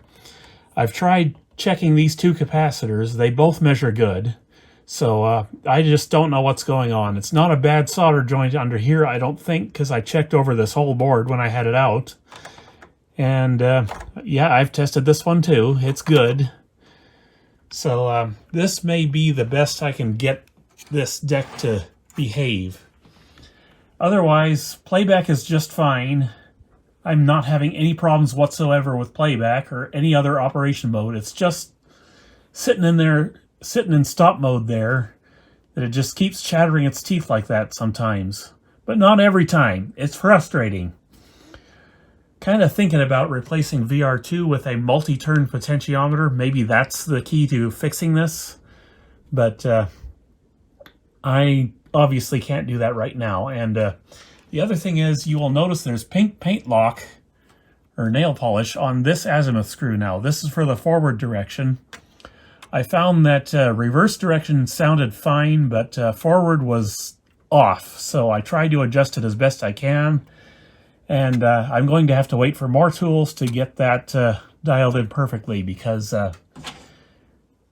you can see right there that there are lock nuts on these stupid adjustments. So really, really hard to adjust these, because you have to get a slotted screwdriver in there to hold the screw in place while you lock that nut down. And I don't have a wrench that is capable of doing that right now, but I do have one coming. Ordered it from China earlier today. So basically what's going to happen is, after we get done working on this video, it's just going to have to go back on the shelf for a while, because I can't get the azimuth dialed in until I've got the right wrench for this, and I don't have that wrench. But the good news is, it's starting to sound really fantastic now. So I got this one as best I could, but it is not quite there. This side is just fine though, so I can already tell you how the deck sounds, and it's magnificent. There is no head damage anywhere that I can find. It's just like the GX-Z9100 for head condition. At least as far as I can tell. And if I could just get it to stop chattering its teeth, I don't know, maybe it needs a blanket or something. Okay, that time it worked perfectly. But that's all I can think. Maybe it's just from coming from Arkansas to Saskatchewan. It's just too cold here or something. I don't know what else to suggest with this. It's just driving me bonkers, this issue.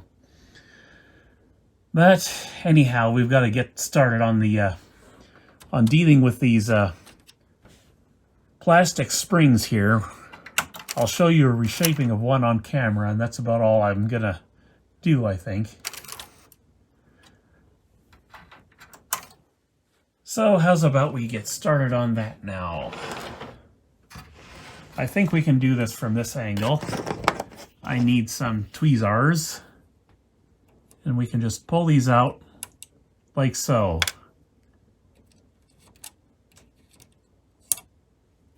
Easy peasy. Lemon squeezy. And yeah, we'll just get all four of these out, and then we'll heat shape them and get them back in, and hopefully this thing loads cassettes properly after that.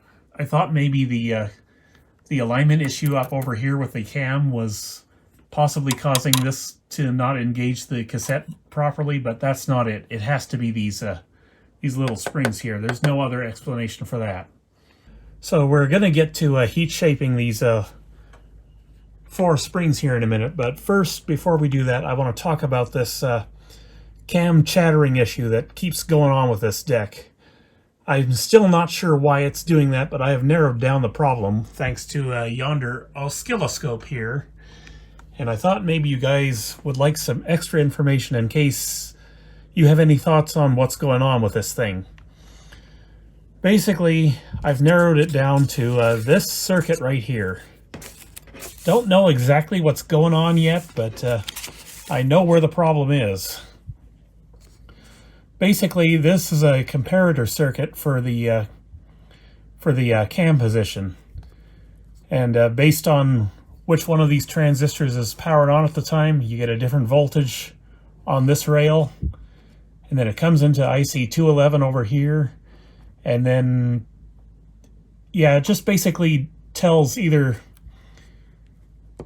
this or this to run either the cam forward or backwards or something like that. I don't know exactly how it works yet, but I'm starting to get some idea.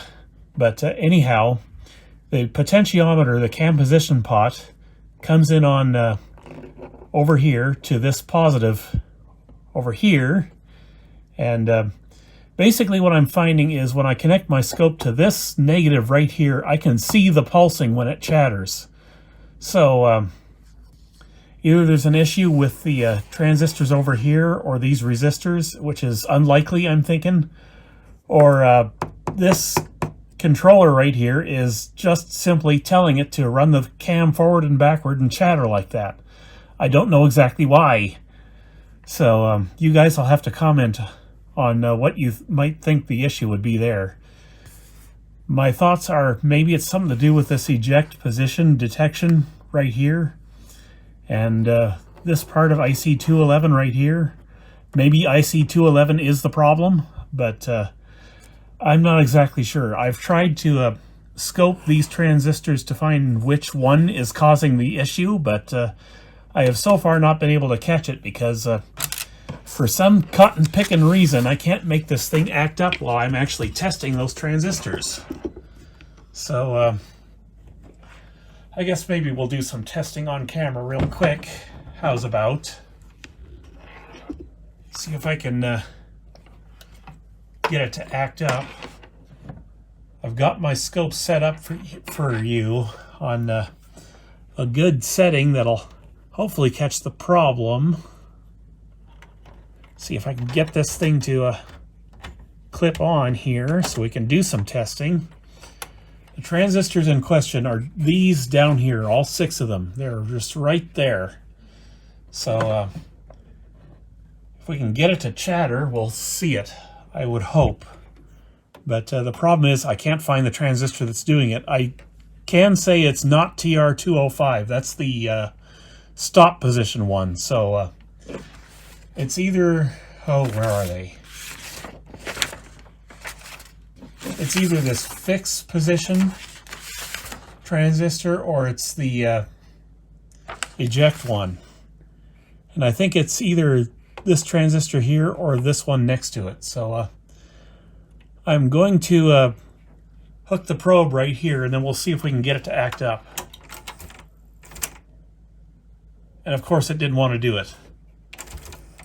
But you can see the pulses.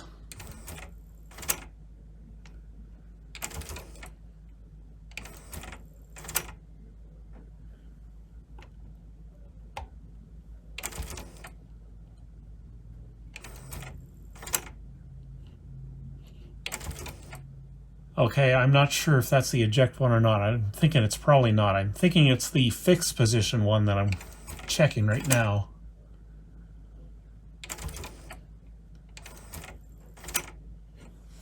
But I haven't been able to get it to act up for a while now, so maybe it is one of those pots is still dirty. That could easily be causing it. This is the stop position one right now.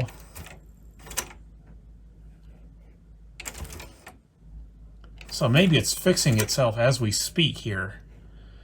I will say I got in underneath the deck and I tried to play with the cam position pot manually, and I cannot get it to act up that way either. No matter which way I poke that thing, it just doesn't do it anymore. Unless it feels like doing it.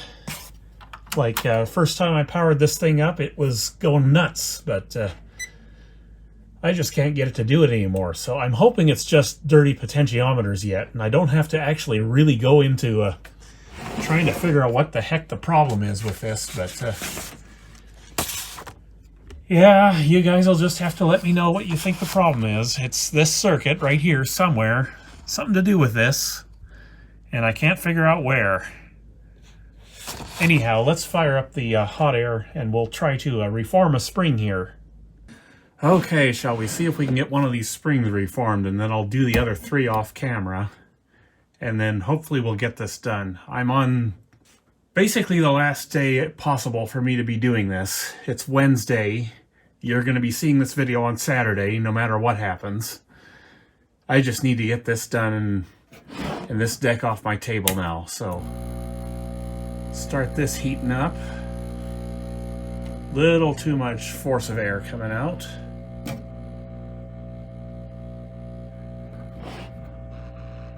Lights are flickering because that's the way it goes with this particular hot air station. I'm going to grab one of these springs like so. And we're going to come over here and we're going to use this metal bracket for the solder station to reshape this, if I can. Let's see if I can do this. I'm going to hook it around like so.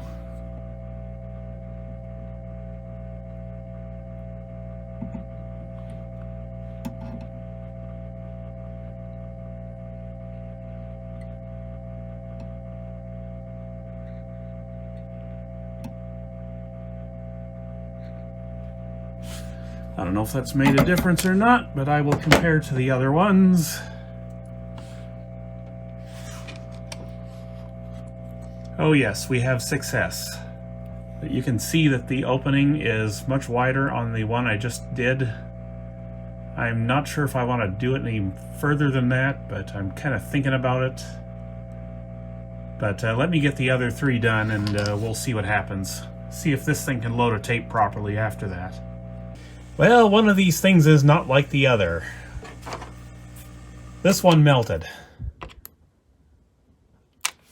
So I don't know if that one's even going to work now, but at least we've got three good ones here. These two turned out better than this one, but I can stretch that one out a bit more if I need to. I hope I don't need to, because I don't want a repeat of this anymore, but I'll try various combinations and we'll see if we can get it to load a tape properly. Okay, I got the 4 springs back in. You can do it with the face on the deck I found. It's not terribly easy, but it's possible. The deformed spring, the one that melted, is down in this corner, so it remains to be seen if it's going to be a problem or not. I don't think it will be, actually, but I guess we'll find out. The 2 tightest springs are up at the top here. That's where the deck was having the most trouble loading the tape. So we're just going to try it real quick and we'll see what happens.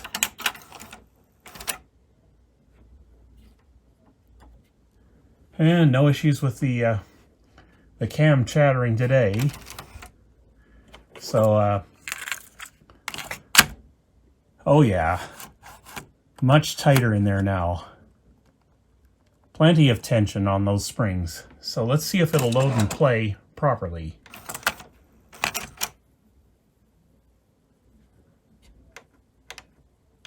Why is it not playing? Oh, because it's not even in.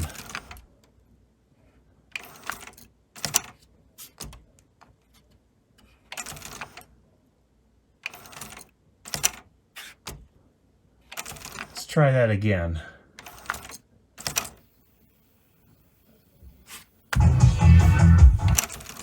No, it is still not doing it right. So it's not the springs anymore, so what could it be? Let me check the hinges on the door. They are properly engaged, so the only thing I can think to try from here is to loosen up that spring back there.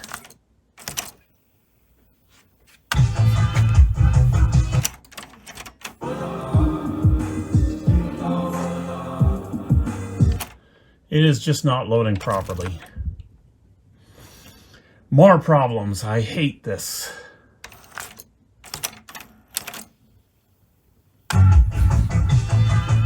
See, it's getting stuck. That's what it's doing here. So we have to relieve some of the spring tension back there, I think. So I'm just checking one more time to see how well the cassette is being tensioned by those springs. Maybe I could try swapping the top and bottom spring on this side and see if that works. I might do that real quick.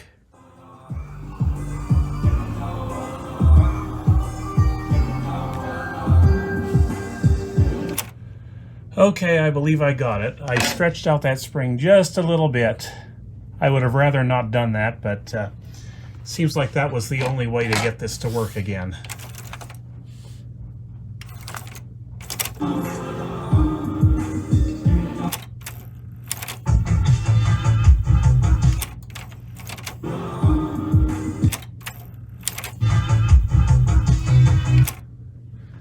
Still having a little more trouble with the auto reverse than I would like, but given where this machine came from and the adventures it encountered along the way, I'm kind of impressed it's turning out this well. Let's put the door on. We'll see if it still works then. Just trying to do this in such a way that it doesn't try to close the door on me.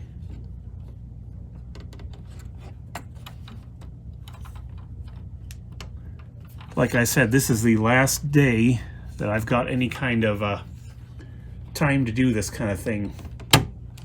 Okay, door is on. Let's see if it will close and play properly. Sure will.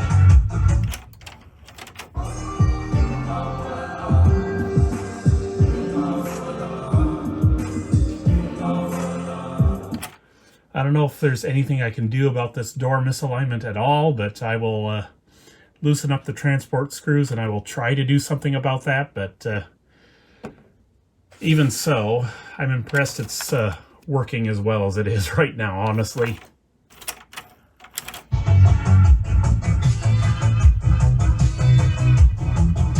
And you can see it's still detecting the right tape type with the bent spring in there, so I guess I'm happy. I don't know.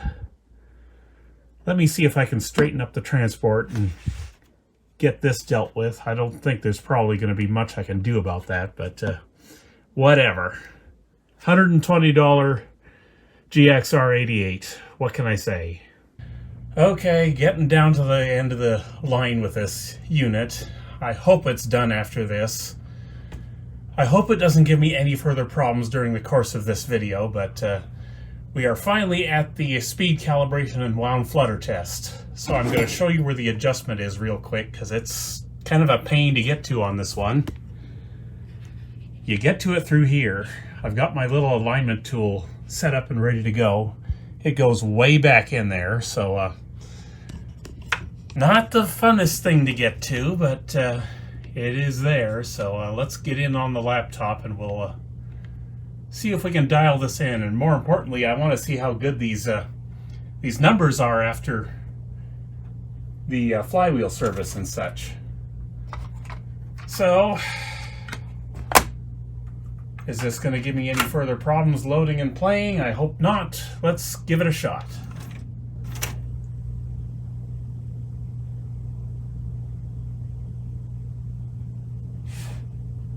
Oh, come on, settle in. You can do better than that, surely. Maybe you can't do better than that. Maybe I don't care anymore. Anyhow, let's calibrate and see what we can do.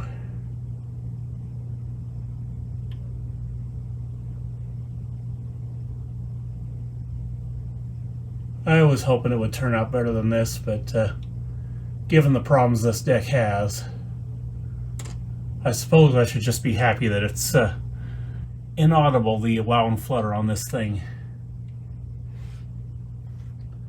So what could be causing this? Well, it is kind of settling in a little bit here. Let's see, we've got 1.5 hertz, 6 hertz, and then there's this big spike up here at 50 hertz. It's probably the real motor. Let me stop it real quick.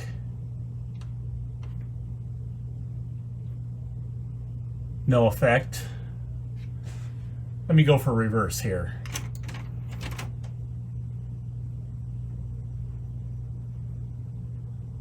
Speed is acceptable on this direction.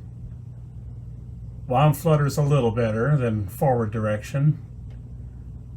These auto reverse, there's always going to be some differences in speed from side A to side B, but I was really hoping this deck would perform better than this. It's worse than the Sansui D905R at this point, and I don't know why. And I don't really care why anymore. This deck was shipping damaged, so I'm now in forward direction again. So maybe this is all we can expect from this one. Anyhow, I'm just going to leave it right there. I am done with this unit. I cannot do any more with this. this week. I am out of time. Completely out of time. So this deck is going to have to be what it is. Again, I was hoping for better, but maybe I'll try one of the other direct drive auto reverse decks on the market. Like JVC's got a few, so might try one of them. But I can't say I'm really that disappointed in this deck. Given what we had to do to fix this thing. That's going to be it for today, guys. See you in the next one. Take care.